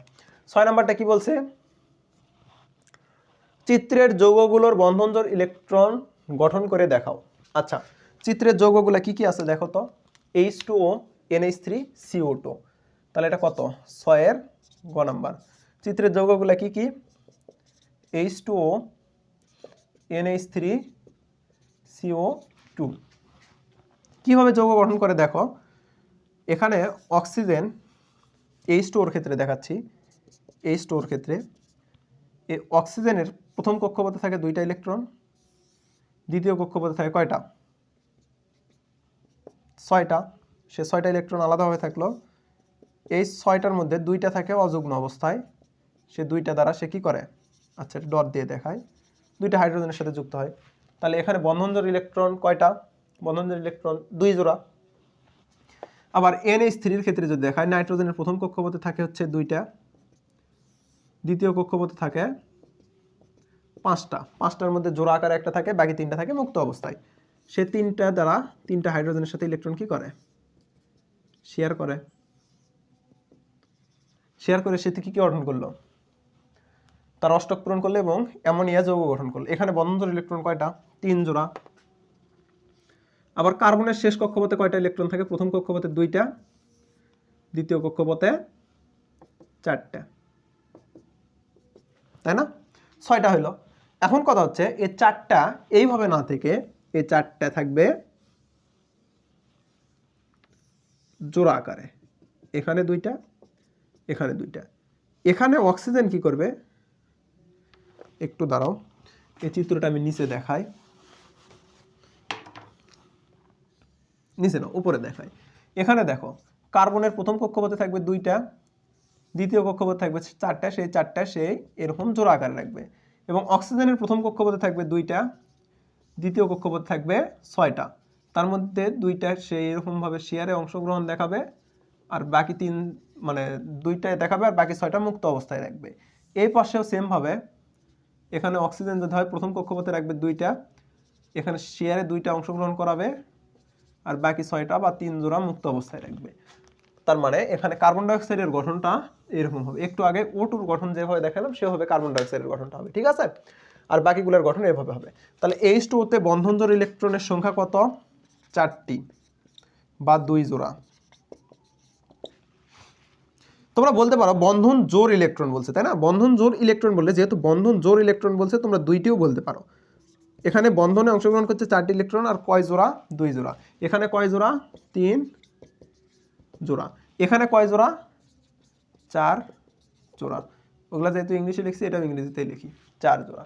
এটাই। প্রদত্ত যৌগগুলোতে মৌলের যোজনী কিভাবে নির্ধারণ করবে? আচ্ছা দেখো, মনে রাখবা একটা মৌলতে একটা যৌগতে একটি মৌলের যোজনী অপর মৌলের ডান পাশে নিচে গিয়ে বসে। যেমন ধরো এক্স এর যোজনী হয় এম এবং ওয়াই এর যোজনী যদি হয় এন, তাহলে এক্স এবং ওয়াই এর সংকেতটা হবে এন এম। তার মানে কি, ওয়াই এর যোজনীটা এক্স এর নিচে বসবে, এক্স এর যোজনীটা ওয়াই এর নিচে বসবে। এই কথাগুলো সুন্দর মতো লিখবা। লিখে এখানে দেখো, তাহলে এই যৌগে অক্সিজেনের যোজনী কত পাবো? অক্সিজেনেরটা হাইড্রোজেনের নিচে বসছে, তার মানে 2, আর হাইড্রোজেনেরটা কত? অক্সিজেনের নিচে কিছু নেই, মানে কত? 1। এখানে নাইট্রোজেনের কত? 3, হাইড্রোজেনের কত? 1। এখানে দেখো কার্বনের কত? 2, অক্সিজেনের কত? 1। আবার বলতেছি দেখো, এক্স যদি একটা যৌগ হয়, ওয়াই যদি একটা যৌগ হয়, এবং এক্স এর যোজনী যদি এম, ওয়াই এর যোজনী যদি এন হয়, এরা দুইজন যৌগ গঠন করলে এক্স এর যোজনী যেটা সেটা ওয়াই এর ডান পাশে নিচে বসবে, ওয়াই এর যোজনী যেটা সেটা এক্স এর ডান পাশে নিচে বসবে। যেমন দেখো মানে এর গঠনটা এরকম হবে, মানে এক্স এর নিচে এন বসবে, ওয়াই এর নিচে এম বসবে। তাহলে এখানে H2O যেটা এখানে ওর যোজনী 2 এবং হাইড্রোজেনের যোজনী কত? 1, যার কারণে তো ওই এবং এই যৌগ গঠন করার পরে অক্সিজেনের 2 যোজনীটা হাইড্রোজেনের নিচে গেছে, হাইড্রোজেনের একটা অক্সিজেনের নিচে গেছে। 1 যেহেতু লেখা লাগে না, সুতরাং এখানে H2O হবে। ঠিক সেম ভাবে এই বাকিগুলাও। তার মানে এই জিনিসগুলো তোমরা সুন্দর করে লিখবা, তাহলে তোমরা ফুল মার্কস পাবা।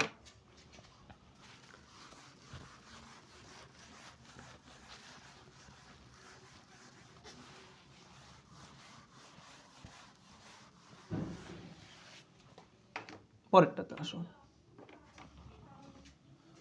বলছে রিপাত রসায়ন পড়ার সময়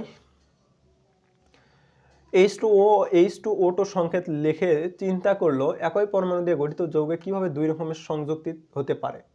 H2O এর ক্ষেত্রে রিপাতের যোজনী বুঝতে বেশি অসুবিধা হলো। আচ্ছা, উদ্দীপকের প্রথম যৌগটি কিভাবে গঠিত হয় ইলেকট্রন বিন্যাসের মাধ্যমে দেখাও।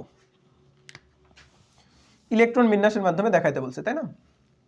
তাহলে হাইড্রোজেনের ইলেকট্রন বিন্যাস কত? 1s1। অক্সিজেনের ইলেকট্রন বিন্যাস কত? 1s2, 2s2, 2p2। এখানে কত হলো? 6, তাই না? এখানে দেখো, এটা তো একটা ইলেকট্রন বিন্যাস থাকলো। এরপরে আমরা অক্সিজেনের আরেকটা ভাবে দেখতে পারি কি, প্রথম কক্ষপথে 2টা, দ্বিতীয় কক্ষপথে কয়টা? 4টা, না সরি 2p2 কেন 2p4। দ্বিতীয় কক্ষপথে কয়টা? 6টা। এখানে দ্বিতীয় কক্ষপথে কয়টা আছে? 6টা। তাহলে দ্বিতীয় কক্ষপথে 6টা আছে, তার পিটা পূর্ণ করার জন্য আর কয়টা ইলেকট্রন প্রয়োজন? 2টা ইলেকট্রন প্রয়োজন। এখানে হাইড্রোজেনের প্রথম কক্ষপথে কয়টা আছে? 1টা। তখন সে কি করবে দেখো, এই হাইড্রোজেনটা তার শেষ কক্ষপথে একটা ইলেকট্রন কখনোই ছাড়বে না আগেই। সে কি করবে? বিশেষ সময়ে ছাড়বে, বাট সাধারণ নিয়মে ছাড়বে না। তখন সে কি করবে? ওই হাইড্রোজেনটা অক্সিজেনের সাথে ইলেকট্রন শেয়ার করবে, শেয়ার করে সমযোজী বন্ধন গঠন করবে। এটাই ইলেকট্রন বিন্যাসের মাধ্যমে দেখানো। প্রথমে ওই ইলেকট্রন বিন্যাস দেখাবো, দেখায় এটা দিয়ে চিত্র দেখাবো, তাহলেই হবে। আচ্ছা, রিফাত শেষ পর্যন্ত H2O2 এর বন্ধন ও সমযোজী ও যোজনী কিভাবে সমাধান করে তোমার উত্তরের পক্ষে যুক্তি দাও। দেখো, অক্সিজেনের যোজনী 3 রকমের আছে। অক্সাইডে অক্সিজেনের যোজনী, পার অক্সাইডে, সুপার অক্সাইডে। অক্সাইডে অক্সিজেনের যোজনী -2, পার অক্সাইডে -1, সুপার অক্সাইডে -12। ঠিক আছে, এগুলা যখন সপ্তম অধ্যায় পড়বা তখন জানবা। আপাতত এটা আমরা যেহেতু পঞ্চম অধ্যায় পড়তেছি, আমাদের যেহেতু এই ডায়াগ্রামের মাধ্যমেই দেখানো, আমরা এই ডায়াগ্রামের মাধ্যমেই দেখাই। আমরা জানি অক্সিজেন একটা যখন থাকে তখন তার শেষ কক্ষপথে অযুগ্ম ইলেকট্রন কয়টা রাখে? অযুগ্ম ইলেকট্রন 2টা রাখে, আর 2টা যুগ্ম ইলেকট্রন রাখে, মানে 2 জোড়া যুগ্ম ইলেকট্রন রাখে। বাট যখন এই যৌগটা H2O2 হয় তখন এর বন্ধনটা মেইনলি আমাদের দেখাইতে বলছে, এর বন্ধন ও যোজনী দেখাইতে বলছে, তাই না? তখন কি করবে? অক্সিজেনটা দেখো, তার প্রথম কক্ষপথে 2টাই রাখবে। দ্বিতীয় কক্ষপথে কয়টা থাকে? তার সাধারণত 6টা থাকে, তাই না? দ্বিতীয় কক্ষপথে সে 6টা এভাবে রাখলো। ভালো করে বুঝো, প্রথম কক্ষপথে 2টা, দ্বিতীয় কক্ষপথে 6টা রাখলো। এই পাশে যদি আমি আরেকটা অক্সিজেন লাগাই, এই অক্সিজেনটার প্রথম কক্ষপথে কয়টা থাকবে? 2টা, এবং দ্বিতীয় কক্ষপথে কয়টা থাকবে? 6টা। এই 6টার মধ্যে একটা সিঙ্গেল এই অক্সিজেনের একটা সিঙ্গেলের সাথে শেয়ার করবে, এবং বাকি যে একটা সিঙ্গেল থাকে সেই একটাতে একটা করে হাইড্রোজেন গ্রহণ করবে। তাহলে দেখো, এই অক্সিজেনের শেষ কক্ষপথে 8টা হইলো, এই অক্সিজেনের শেষ কক্ষপথে 8টা হইলো, হাইড্রোজেনের শেষ কক্ষপথে 2টা, এই হাইড্রোজেনের শেষ কক্ষপথে 2টা, মানে সবটারই কি শেষ কক্ষপথ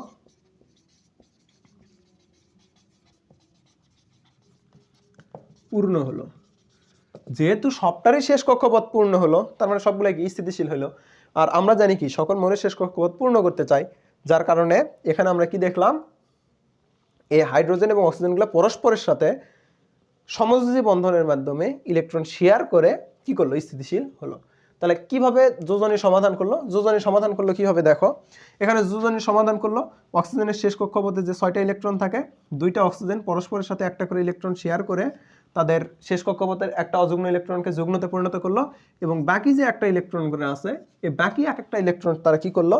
একটা করে হাইড্রোজেনের সাথে ইলেকট্রন শেয়ার করে শেষ কক্ষপথের অযুগ্ম ইলেকট্রনটাকে যুগ্ম ইলেকট্রনে পরিণত করলো, করে তাদের সর্বশেষ কক্ষপথে অষ্টক পূরণ করলো। এই কথাগুলো লিখে দিলে তোমরা ফুল মার্কস পাবা।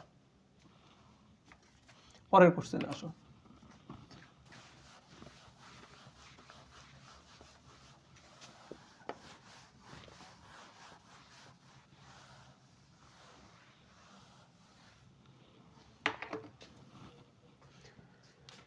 রসায়ন পরীক্ষাগারে শিক্ষার্থীরা একটি পাত্রে বরফকে তাপ দিয়ে নিম্নরূপ উত্তাপ পেল।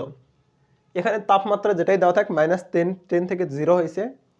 দেখো, -10-এর সময় ছিল 0 সেকেন্ড, -10 থেকে যখন তাপমাত্রা 0 ডিগ্রি হয়েছে তখন 2, 4, 6 এই সময়টাতে কোনো পরিবর্তন হয়নি। তার মানে যেখানে দেখবা কোনো একটা পদার্থ একটা অবস্থা থেকে আরেকটা অবস্থায় পরিণত হয়, তখন তার বেশ কিছু তাপমাত্রার প্রয়োজন হয়। এই তাপমাত্রাটা প্রয়োজন হয় কেন? তার ভৌত অবস্থার পরিবর্তনের জন্য। তার মানে আমরা বুঝতেছি কি, এই -10 থেকে যখন 0-তে গেছে, তার এই পদার্থটার কিছু একটা ভৌত অবস্থার পরিবর্তন হয়েছে, মানে বরফের ভৌত অবস্থার পরিবর্তন হয়েছে। দেন আবার বাড়ছে, আবার 100-তে গিয়ে তার আবার কি হয়েছে? যখন 100 তাপমাত্রা ছিল তখন কিছু সময় আবার সে কোনো কি করেনি? তাপ কম বেশি করেনি, যার কারণে বলতে পারি যে এখানে গিয়েও তার একটা ভৌত অবস্থার পরিবর্তন হয়েছে। যেহেতু বরফের আমরা দুইটা পয়েন্ট পাইছি, তাই না? একটা হচ্ছে 0 ডিগ্রি সেলসিয়াস আর একটা হচ্ছে 100 ডিগ্রি সেলসিয়াস। দেখো বরফটা যখন 0 ডিগ্রি সেলসিয়াসে গেছে তখন বেশ কিছু সময় তাপ শোষণ করছে মানে কি, তার তাপের কোনো তাপের কোনো পরিবর্তন হয়নি, মানে সে তাপ শোষণ করছে। আর আমরা কি জানি, বরফটা যখন 0 ডিগ্রিতে যায় তখন সেটা বরফ থেকে কিসে পরিণত হয়? পানিতে পরিণত হয়। আর আমরা এই 0 ডিগ্রি সেলসিয়াসটায় পানির কি জানি? গলনাঙ্ক জানি। আর এই গলনাঙ্কটা পানির একটা ভৌত ধর্ম। মনে রাখবা, যেটা বলতেছি এই কথাগুলো লিখবা, যে উদ্দীপকে আমরা দেখছি একটি বরফ -0 ডিগ্রি থেকে যখন 0 ডিগ্রি সেলসিয়াস -10 ডিগ্রি থেকে যখন 0 ডিগ্রি সেলসিয়াসে গেছে তখন সে 4 সেকেন্ড সময়ে তাপ গ্রহণ করছে, মানে তাপ শোষণ করছে, যার ফলে এই সময়টাতে তাপমাত্রার কোনো পরিবর্তন হয়নি। আর এই তাপটা শোষণ করার কারণ বরফ তার ভৌত অবস্থার পরিবর্তন করেছে। এই সময়ে বরফ থেকে ভৌত অবস্থা পরিবর্তন করে পানিতে পরিণত হয়েছে। ঠিক সেমভাবে যখন 14 ডিগ্রিতে গেছে তখন 14 ডিগ্রি থেকে 16 ডিগ্রি পর্যন্ত তাপ শোষণ করছে, বাট তার কোনো পরিবর্তন হয়নি। কেন হয়নি তাপের পরিবর্তন? কারণ তাপের পরিবর্তন না হওয়ার কারণ পানিটা তখন 100 ডিগ্রিতে পানি থেকে ভৌত অবস্থা পরিবর্তন করে বাষ্পে পরিণত হয়েছে। আর বাষ্পে পরিণত হয়েছে মানে এখানেও কি পানি থেকে বাষ্প হয়েছে, মানে ভৌত অবস্থার পরিবর্তন ঘটছে, যার কারণে ভৌত অবস্থার পরিবর্তনের সময় তাপ শোষণ করে কিছু পদার্থ, যার কারণে তখন তাপমাত্রা কোনো চেঞ্জ হয়নি। বলছে বন্ধনজোড় ও মুক্তজোড় ইলেকট্রন উল্লেখ করে উদ্দীপকের যৌগটির চিত্র অঙ্কন করে মুক্তজোড় ইলেকট্রনের ভর নির্ণয় করো। এই ভর নির্ণয় যে পার্টটা, এটা আমরা ষষ্ঠ অধ্যায়ে শিখবো। চাইলে আজকেও দেখাইতে পারবো, বাট দেখাবো না, আমি আগেই বলছি আমরা রুলস ব্রেক করে কিছু করব না। এটা গ নাম্বারটা আশা করি বুঝতে পারছো। হ্যাঁ, মেইন কথা হচ্ছে ভৌত অবস্থার পরিবর্তনের জন্য এই সময়টাতে তারা তাপ শোষণ করলেও তাপের কোনো পরিবর্তন হয়নি। এখন আসো ঘ নাম্বারটা বলছে বন্ধনজোড় ও মুক্তজোড় ইলেকট্রন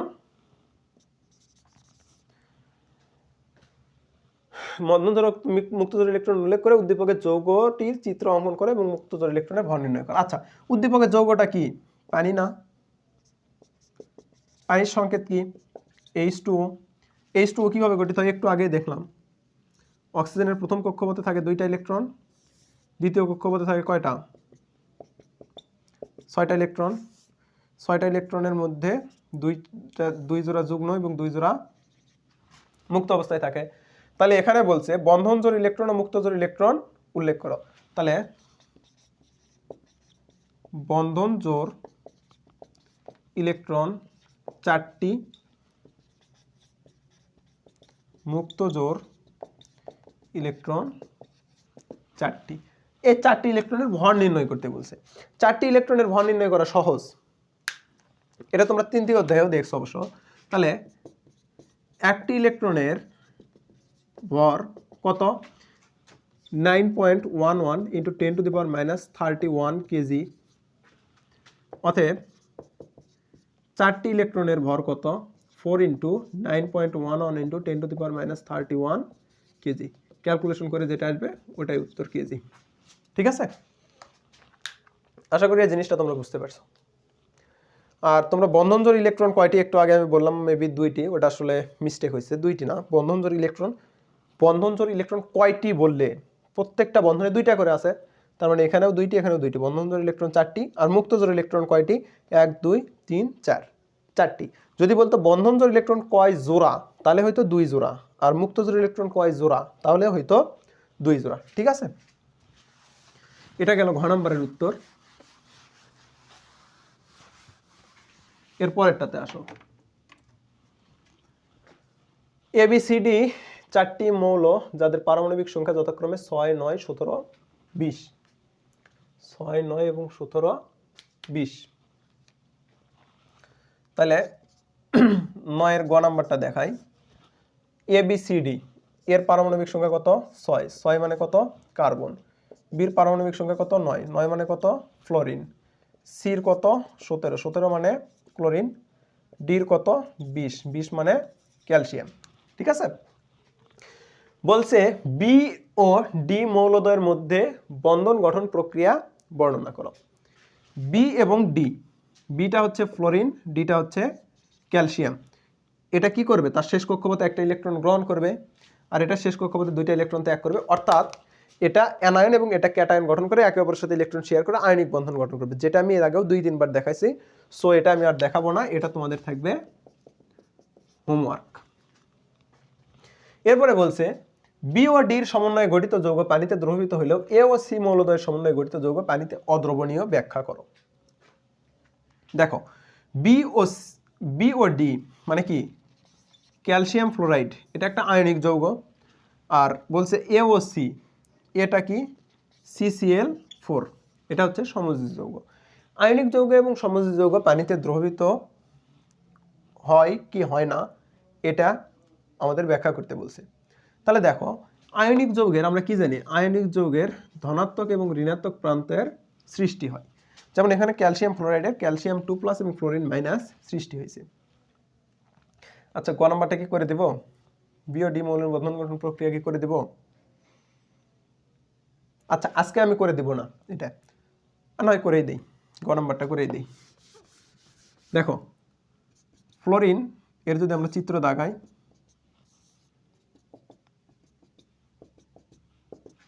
তার শেষ কক্ষপথে একটা ইলেকট্রন প্রয়োজন, তার মানে সে কি করবে, ফ্লোরিন শেষ কক্ষপথে একটা ইলেকট্রন গ্রহণ করে F- হবে।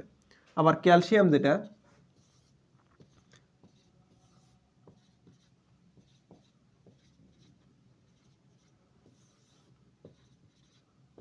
তার শেষ কক্ষপথে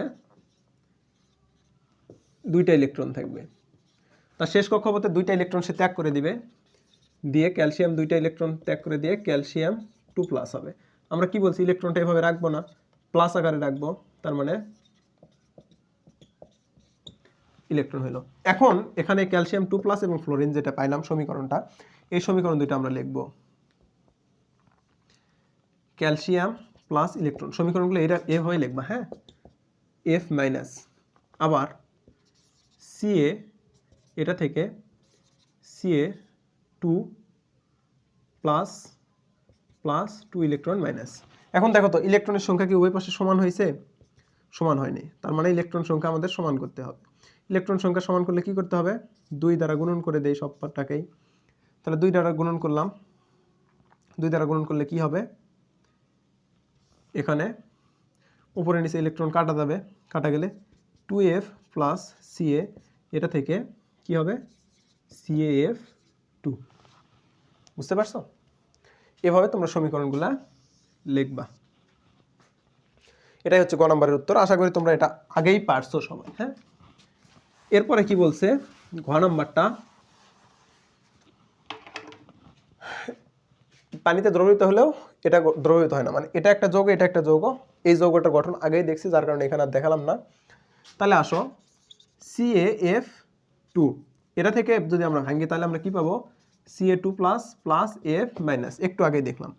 আর CCl4 কে আমরা এভাবে ভাঙতে পারি না, কারণ এটাতে দুইটা একে অপরের সাথে ইলেকট্রন কি করছে, শেয়ার করছে। তারপরেও যদি দেখাই এটাকে ভাঙলে C4- এবং Cl- পাবো। এখন পানি একটা পোলার দ্রাবক, পানি কি দ্রাবক, পোলার দ্রাবক। পানিতে আমরা যখন H2 তো পানি, তাই না, এই পানিকে যখন আমরা পোলার দ্রাবক বলতেছি তার কারণ হচ্ছে এই পানিটা পোলার দ্রাবকের পিছে কারণ এর আংশিক ধনাত্মক এবং আংশিক ঋণাত্মক প্রান্তের সৃষ্টি হয়। কিসের সৃষ্টি হয়, আংশিক ধনাত্মক এবং আংশিক ঋণাত্মক প্রান্তের সৃষ্টি হয়। এটা কিভাবে সৃষ্টি হয় যদি একটু দেখাই, এখানে অক্সিজেন এবং হাইড্রোজেন পরস্পরের সাথে কি করছে, ইলেকট্রন শেয়ার করছে, পরস্পরের সাথে ইলেকট্রন কি করছে, শেয়ার করছে। আর অক্সিজেনের তড়িৎ ঋণাত্মকতা হাইড্রোজেনের হাইড্রোজেনের তড়িৎ ঋণাত্মকতার চেয়ে অনেক বেশি, যার কারণে এই বন্ধনের শেয়ারকৃত ইলেকট্রনগুলো অক্সিজেন নিজের দিকে বেশি টেনে নেয়। আর যেহেতু অক্সিজেন ইলেকট্রনকে বেশি নিচ্ছে, তার মানে কি অক্সিজেনের নেগেটিভ চার্জ বাড়তেছে এবং হাইড্রোজেনের পজিটিভ চার্জ বাড়তেছে। আর যেহেতু এটা আংশিক, সুতরাং একে ডেল চিহ্ন দ্বারা প্রকাশ করা হয়। তার মানে এর আংশিক ধনাত্মক এবং আংশিক ঋণাত্মক প্রান্তের সৃষ্টি হচ্ছে। এই যে আংশিক ধনাত্মক এবং আংশিক ঋণাত্মক প্রান্তের সৃষ্টি হচ্ছে, এই আংশিক ধনাত্মক এবং আংশিক ঋণাত্মক প্রান্তের কারণে এর মধ্যে যদি আমরা আয়নিক যৌগ ক্যালসিয়াম ফ্লোরাইডকে দেই, এই ক্যালসিয়াম ফ্লোরাইডের পজিটিভটা অর্থাৎ ক্যালসিয়াম 2+টা, এই ক্যালসিয়াম 2+টা এই হাইড্রক্সিলের সাথে যুক্ত হবে এবং নেগেটিভ ফ্লোরাইড পার্টটা এই হাইড্রোজেনের সাথে যুক্ত হবে। আর যার কারণে এরা পানিতে গিয়ে একে অপরের সাথে বন্ধনে যুক্ত না হয়ে এই যে পানির পজিটিভ নেগেটিভের সাথে যুক্ত হবে, ফলে এরা পানিতে কি হবে, গলে যাবে। বাট এটাকে যদি আমরা পানিতে দেই, এর তো কোনো পজিটিভ চার্জই নেই, তার মানে নেগেটিভকে আকর্ষণই করবে না। আর যদি আকর্ষণই না করে তাহলে তারা কার সঙ্গে যুক্ত হবে? তারা কার সঙ্গে যুক্ত হবে না, সুতরাং তারা পানিতে অদ্রবীভূত অবস্থায় থাকবে। এই জিনিসগুলো সুন্দর মতো লিখে দিবা। আশা করি এটাও তোমাদের ক্লিয়ার।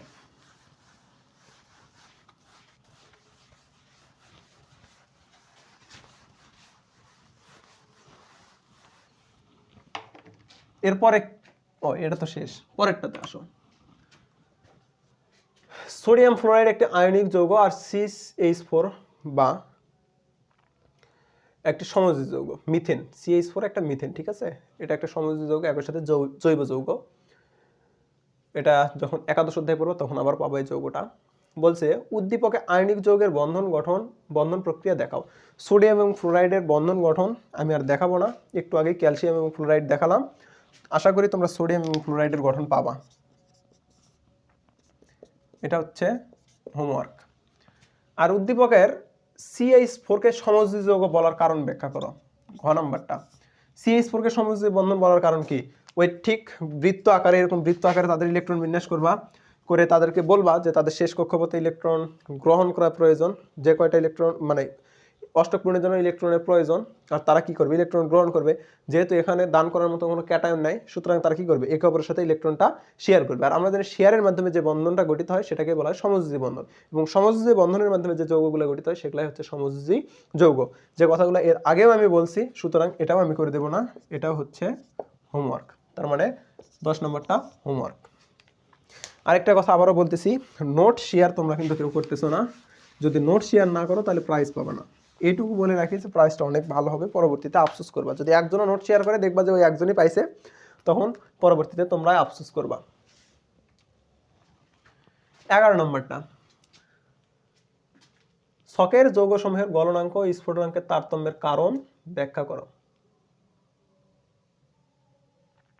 আচ্ছা, ছকের যৌগসমূহের গলনাঙ্ক ও স্ফুটনাঙ্কের কারণ ব্যাখ্যা করা বলছে, তাই না? ছকের যৌগগুলা কি? হাইড্রোজেন, হাইড্রোজেন অক্সাইড আর সোডিয়াম ক্লোরাইড।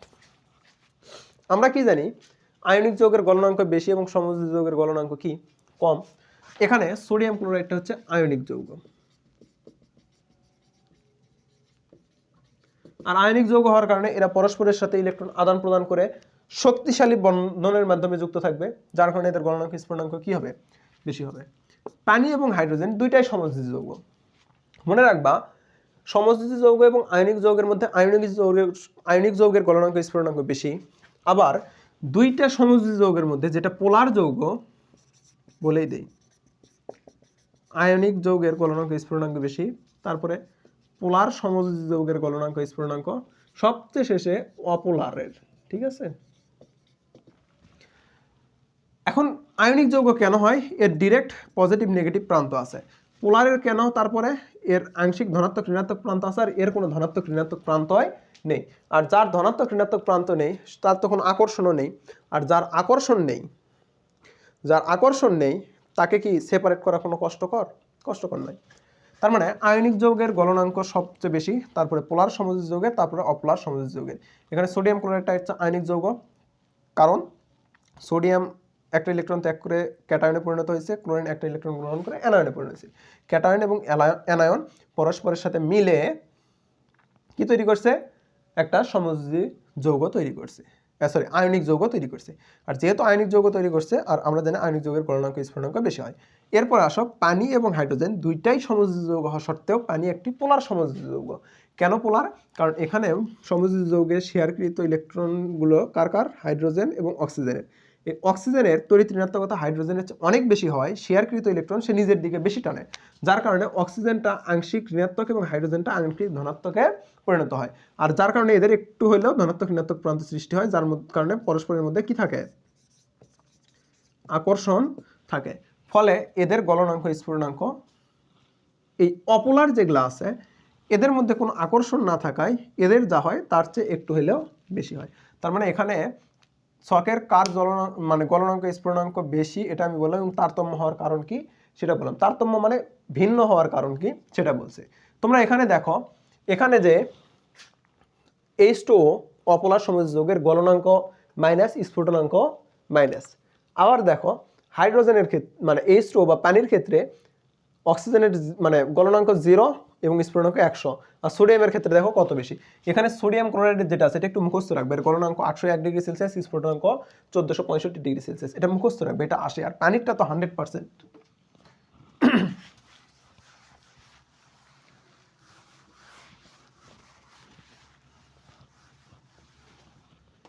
পরেরটাতে আসো, ঘ নম্বর কি হয়েছে?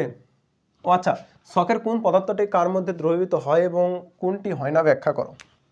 ঘ নম্বর, H2 হচ্ছে পোলার দ্রাবক। আমরা জানি কি পোলার দ্রাবকের মধ্যেই তো সবকিছু দ্রবীভূত হয় বা অদ্রবীভূত হয়। পোলার দ্রাবকের কি হয়, আংশিক ধনাত্মক এবং আংশিক ঋণাত্মক প্রান্তের সৃষ্টি হয়, যার কারণে তার মধ্যে আমরা আয়নিক যৌগ ডুবালে আয়নিকের ধনাত্মক প্রান্তের ঋণাত্মককে এবং আয়নিকের ঋণাত্মক প্রান্তের ধনাত্মককে আকর্ষণ করে, ফলে এরা দ্রবীভূত হয়।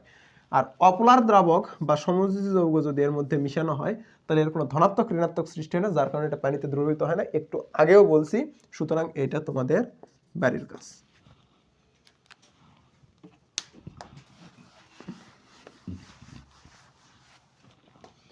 পরেরটাতে আসো, পৃথিবীর কোন দেশের খনিতে পাওয়া যাচ্ছে গ্রাফাইট, কোন স্থানে হীরক, অথচ এগুলো একই মৌলের রূপভেদ। রূপভেদগুলোর কোনটি বিদ্যুৎ পরিবহন করে এবং কেন? গ নাম্বার, গ্রাফাইট বিদ্যুৎ পরিবহন করে। গ্রাফাইট কি করে? বিদ্যুৎ পরিবহন করে। কেন বিদ্যুৎ পরিবহন করে? একটু আগেই ব্যাখ্যাটা দিলাম।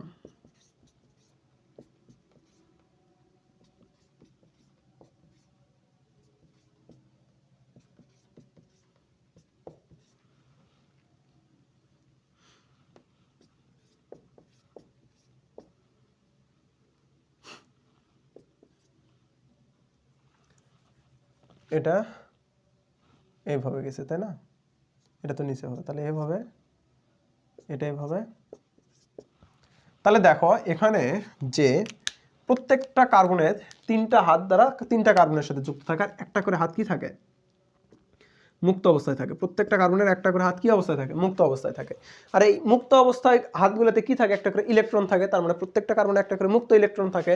আর মুক্ত ইলেকট্রনের কারণে গ্রাফাইট বিদ্যুৎ পরিবহন করে। সুন্দর করে একটু আগে চিত্র দিয়ে বুঝাইছি, এই জিনিসটা আশা করি তোমরা পারবা। বলছে উদ্দীপকের পদার্থ দুটির মধ্যে কোনটি তাপ পরিবাহী এবং মসৃণ কারক ব্যাখ্যা করো। খ নাম্বারটা আসো, খ নাম্বারটা হচ্ছে তাপ পরিবাহী এবং মসৃণ কারক হচ্ছে হীরক। ঠিক আছে, এই হীরকটা মসৃণ কারক এবং তাপ পরিবাহী কেন? হীরকের সব হাত দ্বারা একটা করে কার্বনের সাথে সে যুক্ত থাকে।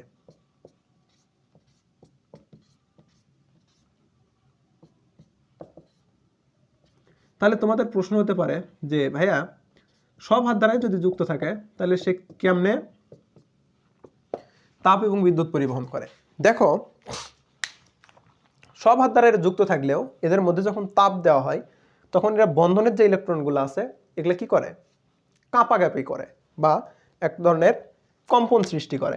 এই কম্পন সৃষ্টির কারণে এরা কি করে, তাপ পরিবহন করে।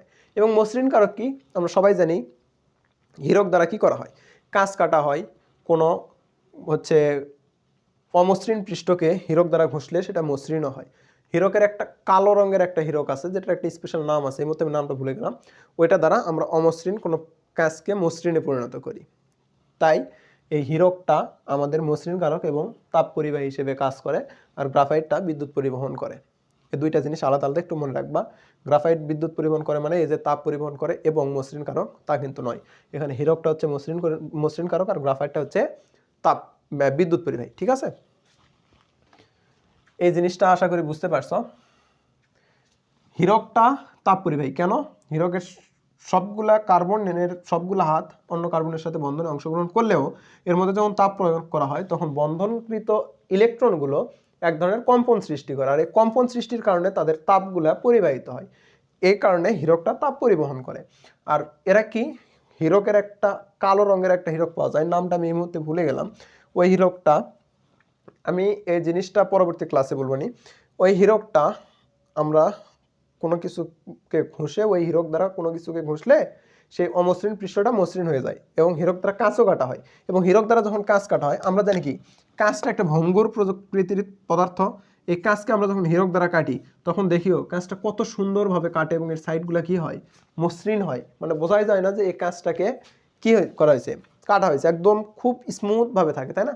ভাঙলে যেরকম হয় আঁকা বাঁকা তেরা বেড়া হয়, বাট তাকে যখন কাটা হয় তখন কিন্তু এরকম হয় না। আর এটা কাটা হয় কি দ্বারা, হীরক দ্বারাই। আশা করি এটাও তোমাদের ক্লিয়ার।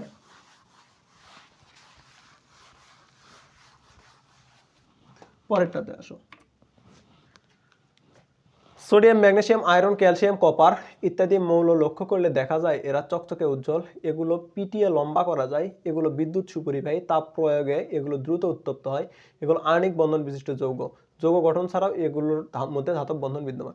বলছে উদ্দীপকে বর্ণিত বন্ধন দুটির মধ্যে কোনটি অধিকতর শক্তিশালী আলোচনা করো। মনে রাখবা সবচেয়ে শক্তিশালী বন্ধন হচ্ছে আয়নিক বন্ধন, তারপরে ধাতব বন্ধন, তারপরে সমযোজী বন্ধন। তাহলে এখানে উদ্দীপকে উল্লেখ করা আছে কোন বন্ধন, আয়নিক বন্ধন এবং সমযোজী বন্ধন। তার মানে এখানে সবচেয়ে শক্তিশালী বন্ধন কোনটা হবে, আয়নিক বন্ধন, তারপরে কোনটা সমযোজী বন্ধন, ধাতব বন্ধন, তারপরে কোনটা সমযোজী বন্ধন। এখন কেন এরা শক্তিশালী বেশি? কারণ আয়নিক বন্ধনে কি হয়, একটা ক্যাটায়ন এবং একটা অ্যানায়ন পরস্পরের সাথে ইলেকট্রন শেয়ার করে, পরস্পরের মধ্যে ইলেকট্রন আদান প্রদান করে একে অপরের সাথে যুক্ত হয়, যার কারণে এই বন্ধনটা অধিকতর শক্তিশালী হয়। আর ধাতব বন্ধনটা কি হয়, ধাতব বন্ধনটা একটা ধাতব খণ্ডের, মানে ধাতব বন্ধনটা গঠিত হয় কিভাবে, একটা ধাতব তো পরমাণুতে এককভাবে থাকে না, একটা খণ্ড থাকে। এই খণ্ডের মধ্যে এই পরমাণুগুলো কি করে, একে অপরের সাথে ইলেকট্রন শেয়ার, মানে একে অপরের মধ্যে যে শেষ কক্ষপথে মুক্ত শেষ কক্ষপথে একাধিক ইলেকট্রন বা থাকে বা একটি ইলেকট্রন থাকে, এটা তারা ওই পরমাণুর মধ্যে কি করে, ছেড়ে দেয়। ওই পরমাণুর মধ্যে ছেড়ে দেওয়ার কারণে এই ইলেকট্রনগুলো মুক্ত অবস্থায় ঘোরাফেরা করে। আর মুক্ত অবস্থায় ঘোরাফেরা করার কারণে এই ইলেকট্রনগুলো কি হয়, সঞ্চরণশীল আকারে থাকে। এবং যে পরমাণুগুলো ইলেকট্রন ত্যাগ করে তাদেরকে আমরা পারমাণবিক শ্বাস বলি। আর এই সঞ্চরণশীল ইলেকট্রনকে সকল পরমাণুই বা পারমাণবিক শ্বাসগুলো নিজের দিকে টানে, যার কারণে এই বন্ধনগুলো গঠিত হয়। আর এখানে যেহেতু একটি পরমাণু দ্বারাই গঠিত হয়, যার কারণে সেই বন্ধনগুলো আয়নিক বন্ধনের চেয়ে তুলনামূলক দুর্বল প্রকৃতির হয়। উদ্দীপকে বর্ণিত বৈশিষ্ট্যগুলোর কারণ বিশ্লেষণ করো। একটু আগে যে কথা বললাম যে এদের শেষ কক্ষপথের ইলেকট্রনগুলো কি হয়, শেষ কক্ষপথের ইলেকট্রনগুলা কি করে, ছোটাছুটি করে। কারণ শেষ কক্ষপথের ইলেকট্রনগুলো তারা মুক্ত অবস্থায় কি করে, ওই খণ্ডের মধ্যে ছেড়ে দেয়। যেহেতু খণ্ডের মধ্যে মুক্ত অবস্থায় ছেড়ে দেয়, যার কারণে এই ইলেকট্রনগুলো কি করে, সঞ্চরণশীল অবস্থায় ঘুরে বেড়ায়। আর এই ঘুরে বেড়ানোর কারণে এই ইলেকট্রনগুলা কোনো একটা নির্দিষ্ট পরমাণু থাকে না, তখন এই ইলেকট্রনগুলোকে সকল পরমাণু নিজের দিকে টেনে নেয়। আর যার কারণে এগুলো কি করে, বিদ্যুৎ পরিবহন করে। আবার এই ইলেকট্রনগুলো থাকার কারণে তার উপরে যখন আমরা লাইট ধরি তখন এই ইলেকট্রনগুলা সেই লাইটগুলোর কারণে ইলেকট্রনগুলো উজ্জ্বল হয়ে ওঠে, হয়ে আলোটা আমাদের চোখে প্রতিফলিত হয়, যার কারণে আমরা সেটা কি করি, চোখে দেখতে পারি। আবার বলছে এগুলো পিটিয়ে লম্বা করা যায়। হ্যাঁ, যখন আমরা ইলেকট্রনকে তাপ দেই বা কোনো একটা ধাতব খণ্ডকে তাপ দেই, তখন তার মধ্যে থাকা ইলেকট্রনগুলো উচ্চ গতি সম্পন্ন হয়, যার কারণে তার এপার থেকে ওপার খুব দ্রুত গতিতে ছোটাছুটি করে। আর যার কারণে এগুলাকে আমরা যদি পিটালেও সেখানে কি তৈরি হয়, তাপ তৈরি হয়, যার কারণে তারা নিজেদের স্পেসটা কি করে, বড় করে। এই জিনিসটা আসলে ওইভাবে বলার কিছুই নাই। এই জিনিসটা তোমাদের পরীক্ষাতে আসার সম্ভাবনা খুব কম, কারণ এরকম কোশ্চেন সাধারণত আসে না। ঠিক আছে, 14 নম্বরটা বলছে কি, উদ্দীপকের 2 নং বিক্রিয়ার উৎপাদ যে বন্ধন দ্বারা গঠিত তার গঠন প্রক্রিয়া আলোচনা করো। কি বলছে, 2 নং বিক্রিয়ার উৎপাদ যে, 2 নং বিক্রিয়াটা কি, নাইট্রোজেন এবং হাইড্রোজেন।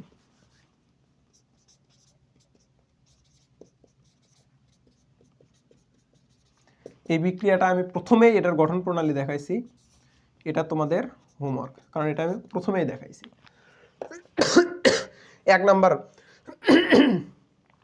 নাম্বার যে সিকিউটা আছে সেটাই এটা দেখাইছি। 1 নাম্বার সিকিউ এ দেখাইছি হচ্ছে নাইট্রোজেন ক্লোরাইড NCl3, আর এখানে আসছে NH3। একই রকম ভাবেই তোমরা এটা করবা। বলছে উদ্দীপকের 1 নং বিক্রিয়ার প্রথম বিক্রিয়ক এবং উৎপাদ এর কোনটি কঠিন অবস্থায় বিদ্যুৎ পরিবহন করে এবং কোনটি করে না। তাহলে ঘ নাম্বারটা দেখো, 1 নং যে বিক্রিয়ক প্রথম বিক্রিয়ক হচ্ছে সোডিয়াম আর উৎপাদটা হচ্ছে সোডিয়াম ক্লোরাইড। এটার মধ্যে কোনটি কঠিন অবস্থায় বিদ্যুৎ পরিবহন করে এবং কোনটি করে না।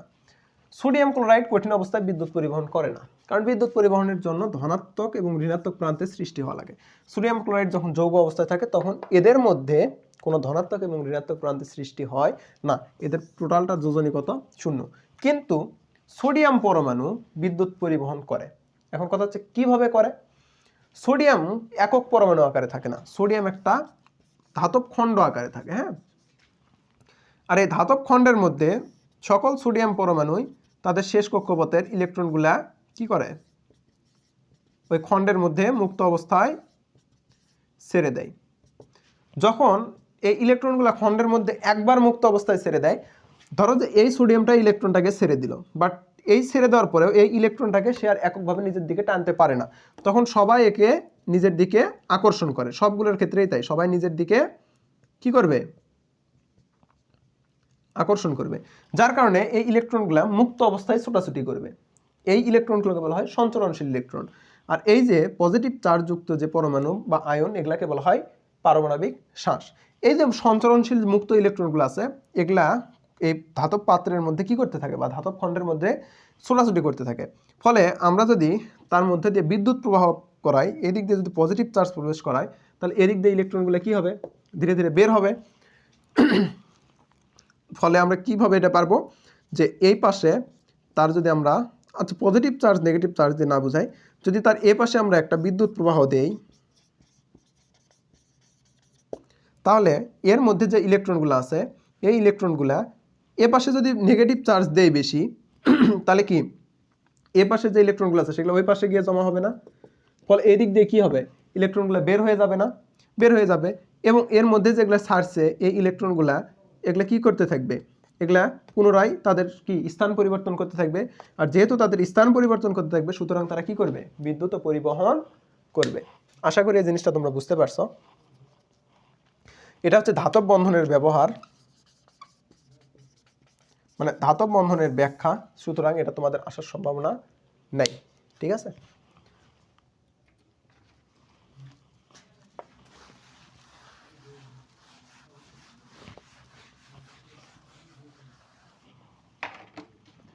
এবারে আসো, এ বি এম ক্রমিক মৌল তিনটির ইলেকট্রন বিন্যাস থেকে দেখা যায় যে বি এর অষ্টক পূর্ণ আছে, এ এর অষ্টক পূর্ণ হতে যতটি ইলেকট্রন কম আছে, এম এর সর্ববহিষ্ঠে তার দ্বিগুণ ইলেকট্রন আছে। বি মৌলটির পর্যায়ের বি মৌলটি তৃতীয় পর্যায়ের মৌল, উদ্দীপকের মৌলগুলো প্রচলিত সংকেত নয়, মানে উদ্দীপকের মৌলগুলো প্রচলিত সংকেত। আচ্ছা, ক নাম্বার বলছে এ এর সাথে এম মৌলটি কোন ধরনের বন্ধন গঠন করে তা চিত্র দিয়ে ব্যাখ্যা করো। বি মৌলটি তৃতীয় পর্যায়ের মৌল। আগে দেখি আমরা মৌল তিনটা কি কি। বি মৌলটি যদি তৃতীয় পর্যায়ের হয় তার ইলেকট্রন বিন্যাস করি 1s2 2s2 2p6 3s2 3p6। কারণ কি বলছে, তার সর্ববহিষ অষ্টক পূর্ণ আছে, তাই না। তাহলে এই মৌলটা যদি আমরা দেখি তার সর্বশেষ কক্ষপথ কি আছে, অষ্টক পূর্ণ আছে। তাহলে কিভাবে আছে দেখো, বি মৌল প্রথম কক্ষপথে 2টা, দ্বিতীয় কক্ষপথে 8টা এবং তৃতীয় কক্ষপথে 8টা। তার মানে তার কি আছে, তৃতীয় কক্ষপথ অষ্টক পূর্ণ আছে, তাই না। তার মানে এখানে ইলেকট্রন কয়টা আছে, 1 2 2 আর 8 10 10 8 18। তাহলে বি মৌলের ইলেকট্রন সংখ্যা 18। বলছে কি এ এর অষ্টক পূর্ণ হতে যতটি ইলেকট্রন কম আছে, এম এর সর্ববহিষ্ঠে তার দ্বিগুণ ইলেকট্রন আছে। ধরলাম এ এর সর্বশেষ কক্ষপথে 17টা ইলেকট্রন আছে, মানে 7টা ইলেকট্রন আছে।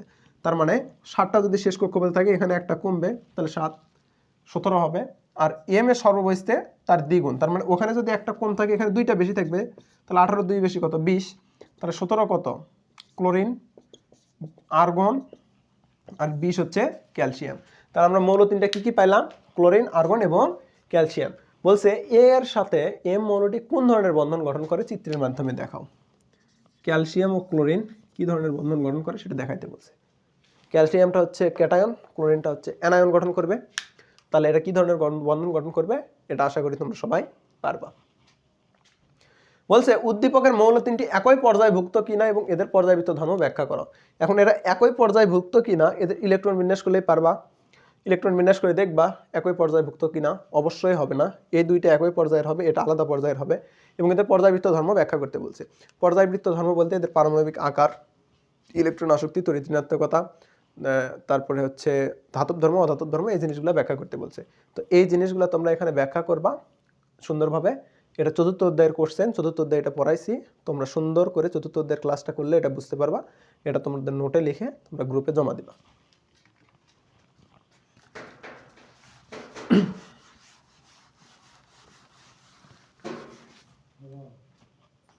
এক মিনিট একটু। আসসালামু আলাইকুম।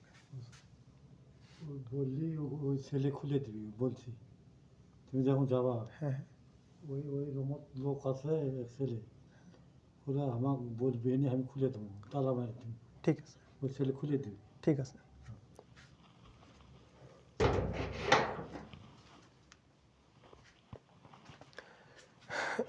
দুঃখিত, একটু আঙ্কেল আসছিল, তার জন্য আঙ্কেলের সঙ্গে কথা বললাম। দেখো, তো এটা হচ্ছে ঘ নাম্বারটা আমরা চতুর্থ অধ্যায়ে পড়ছি, তো আশা করি এটা তোমরা পারবা। পরেরটাতে আসো। নিচের ছকটি লক্ষ্য করো এবং প্রশ্নগুলোর উত্তর দাও। বলছে উল্লেখিত মৌল দুটি কিভাবে যৌগ গঠন করে তা ডায়াগ্রামের সাহায্যে বর্ণনা করো। উল্লেখিত মৌল কি কি আগে যদি দেখাই, এ এবং বি। এ হচ্ছে 2 নম্বর পর্যায়ে 17 নম্বর শ্রেণীর, তাহলে 1s2 2s2 2p5। কারণ এখানে দেখো sp + 10, তাহলে s এর 2 p এর 5, 5 2 7 আর 10 করলে 17 হয়। তার মানে আমরা শ্রেণীর 17 এবং পর্যায়ে 2 পাইছি। আর বিটা কি 1s1, কারণ 1 নম্বর পর্যায়ের 1 নম্বর মৌল। তাহলে এখানে পারমাণবিক সংখ্যা কত 1, তার মানে এটা হাইড্রোজেন। এখানে পারমাণবিক সংখ্যা কত 2 4 9, 9 কি ফ্লোরিন। বলছে হাইড্রোজেন এবং ফ্লোরিন কিভাবে যৌগ গঠন করে ব্যাখ্যা করো। এই জিনিসটা আমি এর আগে অনেকবার বলছি, সমযোজী যৌগের মানে সমযোজী যৌগের গঠন ব্যাখ্যা, এই জিনিসটা আশা করি তোমরা পারবা। ঠিক আছে, তো এটা তোমরা ভালো করে পড়বা, পড়লেই বুঝতে পারবা। এরপরে আসো, এ বি যৌগটি পোলার দ্রবকে দ্রবীভূত হয় আলোচনা করো।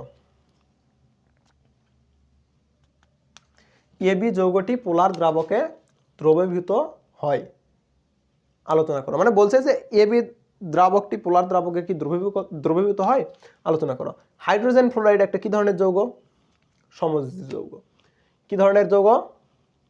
সমযোজী যৌগ। যেহেতু হাইড্রোজেন ফ্লোরাইড একটা সমযোজী যৌগ, সুতরাং এর কোনো কি পজিটিভ নেগেটিভ প্রান্তের সৃষ্টি হবে? হবে না। এর যেহেতু পজিটিভ এবং নেগেটিভ প্রান্তের সৃষ্টি হবে না, সুতরাং একই মানে তোমার হচ্ছে পোলার দ্রাবকে দ্রবীভূত হবে? দ্রবীভূত হবে না। তোমরা এই কোশ্চেনটা একটু এখানে মিস্টেক আছে, সেটা হচ্ছে এবি যৌগটি পোলার দ্রবকে দ্রবীভূত হয় আলোচনা করা আছে না, এখানে লেখো এবি যৌগটি পোলার দ্রবকে কি দ্রবীভূত হয়, মানে এবি যৌগটি কি পোলার দ্রাবকে দ্রবীভূত হয় ব্যাখ্যা করো। তার মানে এই এবি যৌগটি কি হবে না, পোলার দ্রাবকে দ্রবীভূত হবে না। এবি যৌগটি কি হবে না, পোলার দ্রাবকে দ্রবীভূত হবে না।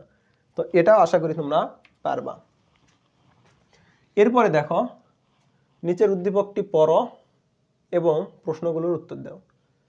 এ মৌলটির 10টি পরমাণুর ভর নির্ণয় করো। এ মৌলটির 10টি পরমাণুর ভর নির্ণয় করো। তাহলে কোন মৌলের একটি পরমাণুর ভর সমান সমান আমরা তৃতীয় অধ্যায়ে কি শিখছি? এ মৌলটি আগে কি সেটা আগে দেখো, এটা বের করে দেয়, তারপরে 10টি পরমাণুর ভর তোমরা বের করবা। এ মৌলটা ইলেকট্রন বিন্যাস কি দেওয়া আছে 2 8 1, তাহলে 2 + 8 10 1 11, তাহলে 11 কার সোডিয়ামের। বলছে সোডিয়ামের 10টি পরমাণুর ভর নির্ণয় করো।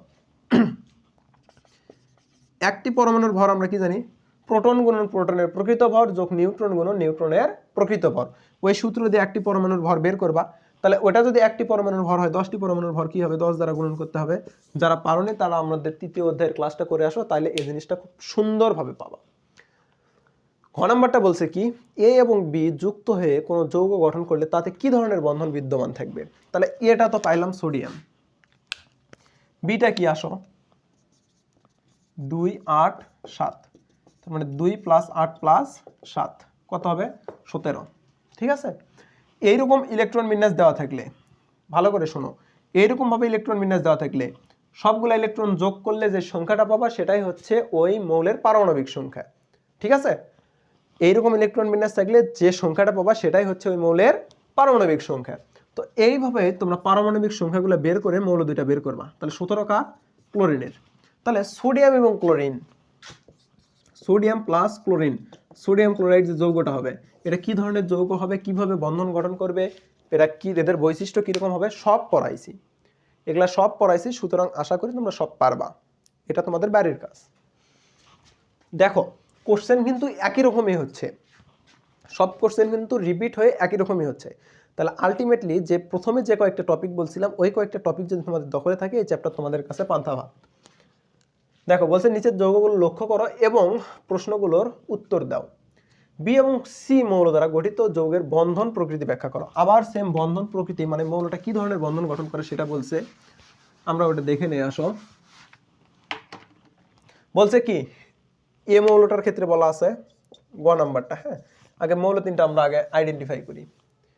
এ মৌলটা বলা আছে কি NH2, বি মৌলটা বলা আছে N+1S2, সি মৌলটা বলা আছে NH2NP4। এখানে N এর একটা মান দেওয়া আছে, কত দেওয়া আছে 3, তাহলে এটা কি 3S2, এটা কি 4S2, আর এটা কি 3S2 3P4। তাহলে এর ইলেকট্রন বিন্যাস করো 1S2 2S2 2P6 3S2, electron বিন্যাস পাইলাম। তার মানে এখানে এর ইলেকট্রন সংখ্যা কত 2 2 4, 4 আর 6 10, 10 2 12, 12 কার ম্যাগনেসিয়াম। তার মানে আমরা এ মৌলটা কি পাইলাম ম্যাগনেসিয়াম। বি মৌলটা কি 1S2 2S2 2P6 3S2 3P6 3D10 4S2।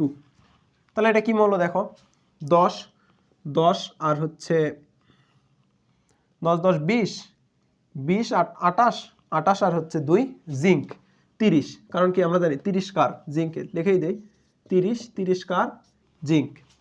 এরপরে আসো কি আছে 3S4 পর্যন্ত, তাহলে 1S2 2S2 2P6 3S2 3P6, ও সরি 3P4 এখানে, তাই না 3P4 পর্যন্ত। তাহলে কত 10 10 2 12 12 4 16, 16 কার সালফার। তাহলে আমরা তিনটা মৌলই পাইলাম। বলছে বি এবং সি মৌল দ্বারা গঠিত যৌগের বন্ধন প্রকৃতি নির্ণয় করো। বি এবং C, B plus C zinc sulphate, zinc সালফেটের বন্ধন গঠন প্রক্রিয়া ব্যাখ্যা করতে বলছে।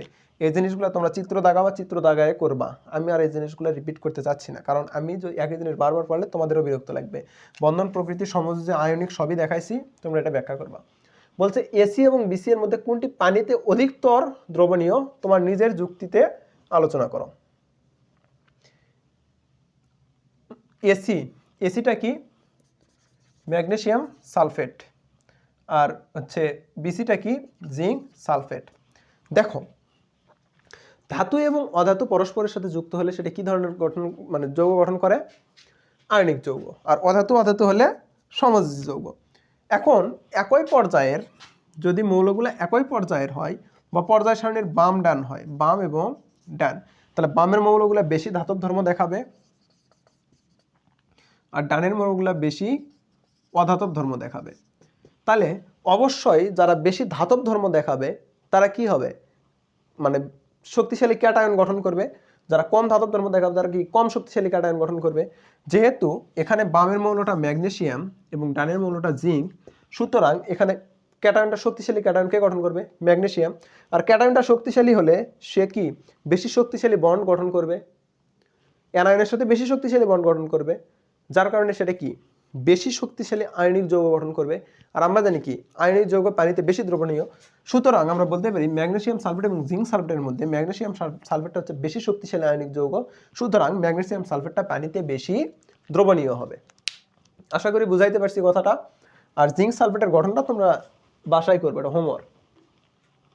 এরপরে আসো, উদ্দীপকের একটা উদ্দীপক দেওয়া আছে, কি মৌল দেওয়া আছে এবং প্রোটন সংখ্যা দেওয়া আছে, PQRS মৌল বলা আছে। আচ্ছা আমি আগে বোর্ডটা পরিষ্কার করি। প্রোটন সংখ্যাটাই কি পারমাণবিক সংখ্যা না? এটা তো পড়াইছি তাই না? প্রোটন সংখ্যাটাই কি পারমাণবিক সংখ্যা। যেহেতু প্রোটন সংখ্যাটাই পারমাণবিক সংখ্যা, সুতরাং এখানে আমাদের মৌলগুলো ডাইরেক্ট পারমাণবিক সংখ্যা বলা আছে। জাস্ট মৌলগুলো আমাদেরকে কি করতে হবে? আইডেন্টিফাই করতে হবে। PQRS, পি মৌলটা কি দেখো? প্রোটন সংখ্যা 1 মানে হাইড্রোজেন, কিউ মৌলটা কি 7, 7 মানে কি নাইট্রোজেন, আর কি 11 মানে কি সোডিয়াম, আর এস কি 17 মানে ক্লোরিন। তাহলে PQRS 4টা মৌল বলা আছে। বলছে উদ্দীপকের আর ও এস এর মধ্যে বন্ধন গঠন প্রক্রিয়া ব্যাখ্যা করো। আর এবং এস মানে সোডিয়াম প্লাস ক্লোরিনের মধ্যে, এটা আর কতই করাবো, সোডিয়াম ক্লোরাইড গঠন, এটা ব্যাখ্যা করবা। দেখো তার মানে বেশি সোডিয়াম ক্লোরাইডটাই আসতেছে, মানে কি আয়নিক বন্ধনটাই বেশি আসতেছে। উদ্দীপকের PQ এবং RS যৌগদ্বয়ের তুলনামূলক বৈশিষ্ট্য আলোচনা করো। PQ NH3 অ্যামোনিয়া, এটা হচ্ছে ঘ নাম্বার সমযোজী যৌগ। আর RSটা কি সোডিয়াম ক্লোরাইড আয়নিক যৌগ। বলছে এদের তুলনামূলক বৈশিষ্ট্য আলোচনা করো। তুলনামূলক বৈশিষ্ট্য কি? সমযোজী যৌগ এবং আয়নিক যৌগের মধ্যে তুলনামূলক বৈশিষ্ট্য লিখবা কি? সমযোজী যৌগের গলনাঙ্ক এবং স্ফুরণাঙ্ক বেশি হয়, আয়নিক যৌগের গলনাঙ্ক স্ফুরণাঙ্ক বেশি হয়, সমযোজী যৌগের গলনাঙ্ক স্ফুরণাঙ্ক কম হয়। আবার আয়নিক যৌগ পানিতে দ্রবীভূত হয়, সমযোজী যৌগ পানিতে দ্রবীভূত হয় না। আয়নিক যৌগ বিদ্যুৎ পরিবহন করে, সমযোজী যৌগ বিদ্যুৎ পরিবহন করে না। আবার তোমরা আর কি বলতে পারো? আর বলতে পারো যে সমযোজী যৌগ দুর্বল ভ্যান ডার ওয়ালস বল দ্বারা একে অপরের সাথে যুক্ত থাকে। আয়নিক যৌগ শক্তিশালী আয়নিক বন্ধন দ্বারা একে অপরের সাথে যুক্ত থাকে। সমযোজী যৌগে ইলেকট্রনের শেয়ারের মাধ্যমে বন্ধন গঠন করে, আয়নিক যৌগে ইলেকট্রনের আদান প্রদানের মাধ্যমে বন্ধন গঠন করে, ইত্যাদি। এই কথাগুলো লিখবা, ঠিক আছে? তো এই কথাগুলো লিখলেই তোমরা এই সিকিউ ফুল মার্কস পাবা। আচ্ছা এরপরের কোশ্চেনে আসো। এরপরের কোশ্চেন কি? সমাপ্ত, মানে এই অধ্যায়টার সিকিউ আমাদের কমপ্লিট। বিশ্বাস করো ভাইয়া, আমি আমার পেইড কোর্সের মতো করে এখানে পড়াচ্ছি। এখানে তোমরা যারা ক্লাস করতেছ এসএসসি পরীক্ষা দিয়ে এসে আমাকে বলবা যে তোমরা কমন পাইছো কিনা। আমি গ্যারান্টি দিয়ে বলবো 100% কমন পাবা ইনশাল্লাহ। নিয়ম 100% কমন পাবে এবং এখান থেকে হুবহু কোশ্চেনও আসতে পারে, কারণ এগুলো তোমাদের প্রিভিয়াস বোর্ড কোশ্চেন, ঠিক আছে? তো এই যে আমি সিকিউগুলো করাইলাম, এই সিকিউগুলো তোমাদের এখন কাজ কি? বাসায় বসে সুন্দর করে নোট করে আমাদের গ্রুপে সাবমিট করবা। ডিসক্রিপশনে লিঙ্ক দেওয়া থাকবে। আর যারা এখন আমাদের চ্যানেলের সঙ্গে যুক্ত হওনি, রিকোয়েস্ট একটাই যে আমাদের চ্যানেলের সঙ্গে যুক্ত হও। আর তোমরা আমাদেরকে সাপোর্ট দিলে আমরা তোমাদেরকে বেশি বেশি কি ডেলিভার করতে পারবো তোমাদের উৎসাহে। আর যদি সাপোর্ট না দাও তাহলে আমাদের আসলে এই ভিডিওগুলো মেক করা এগুলা মনে হয় যে এগুলা হয়তোবা তোমাদের কাজে লাগতেছে না, ঠিক আছে?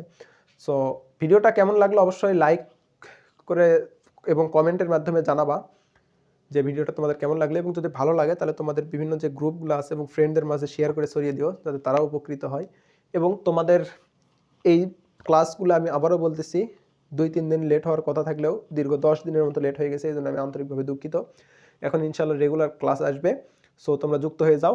আমাদের কেমিস্ট্রি সিকিউ সিরিজ শেষ হলে তোমরা কেমিস্ট্রি এমসিকিউ সিরিজ চাও নাকি ফিজিক্স এবং বায়োলজি সিকিউ সিরিজ শেষ করে এমসিকিউ চাও, সেটাও কমেন্টে জানাও। আর এখন তোমাদের যেহেতু টেস্ট শেষ, এখন তোমাদের পড়াশোনার সময়, প্রচুর পড়াশোনা করো, ক্লাসগুলো রেগুলার করো, ইনশাল্লাহ এসএসসিতে 100% কম পাবা। তো কথা না বাড়াই, দীর্ঘ সময় ক্লাস নেওয়া হয়েছে, দেখা হচ্ছে পরবর্তী ক্লাসে। ততক্ষণ সবাই সুস্থ থাকো। আসসালামু আলাইকুম ওয়া রাহমাতুল্লাহ।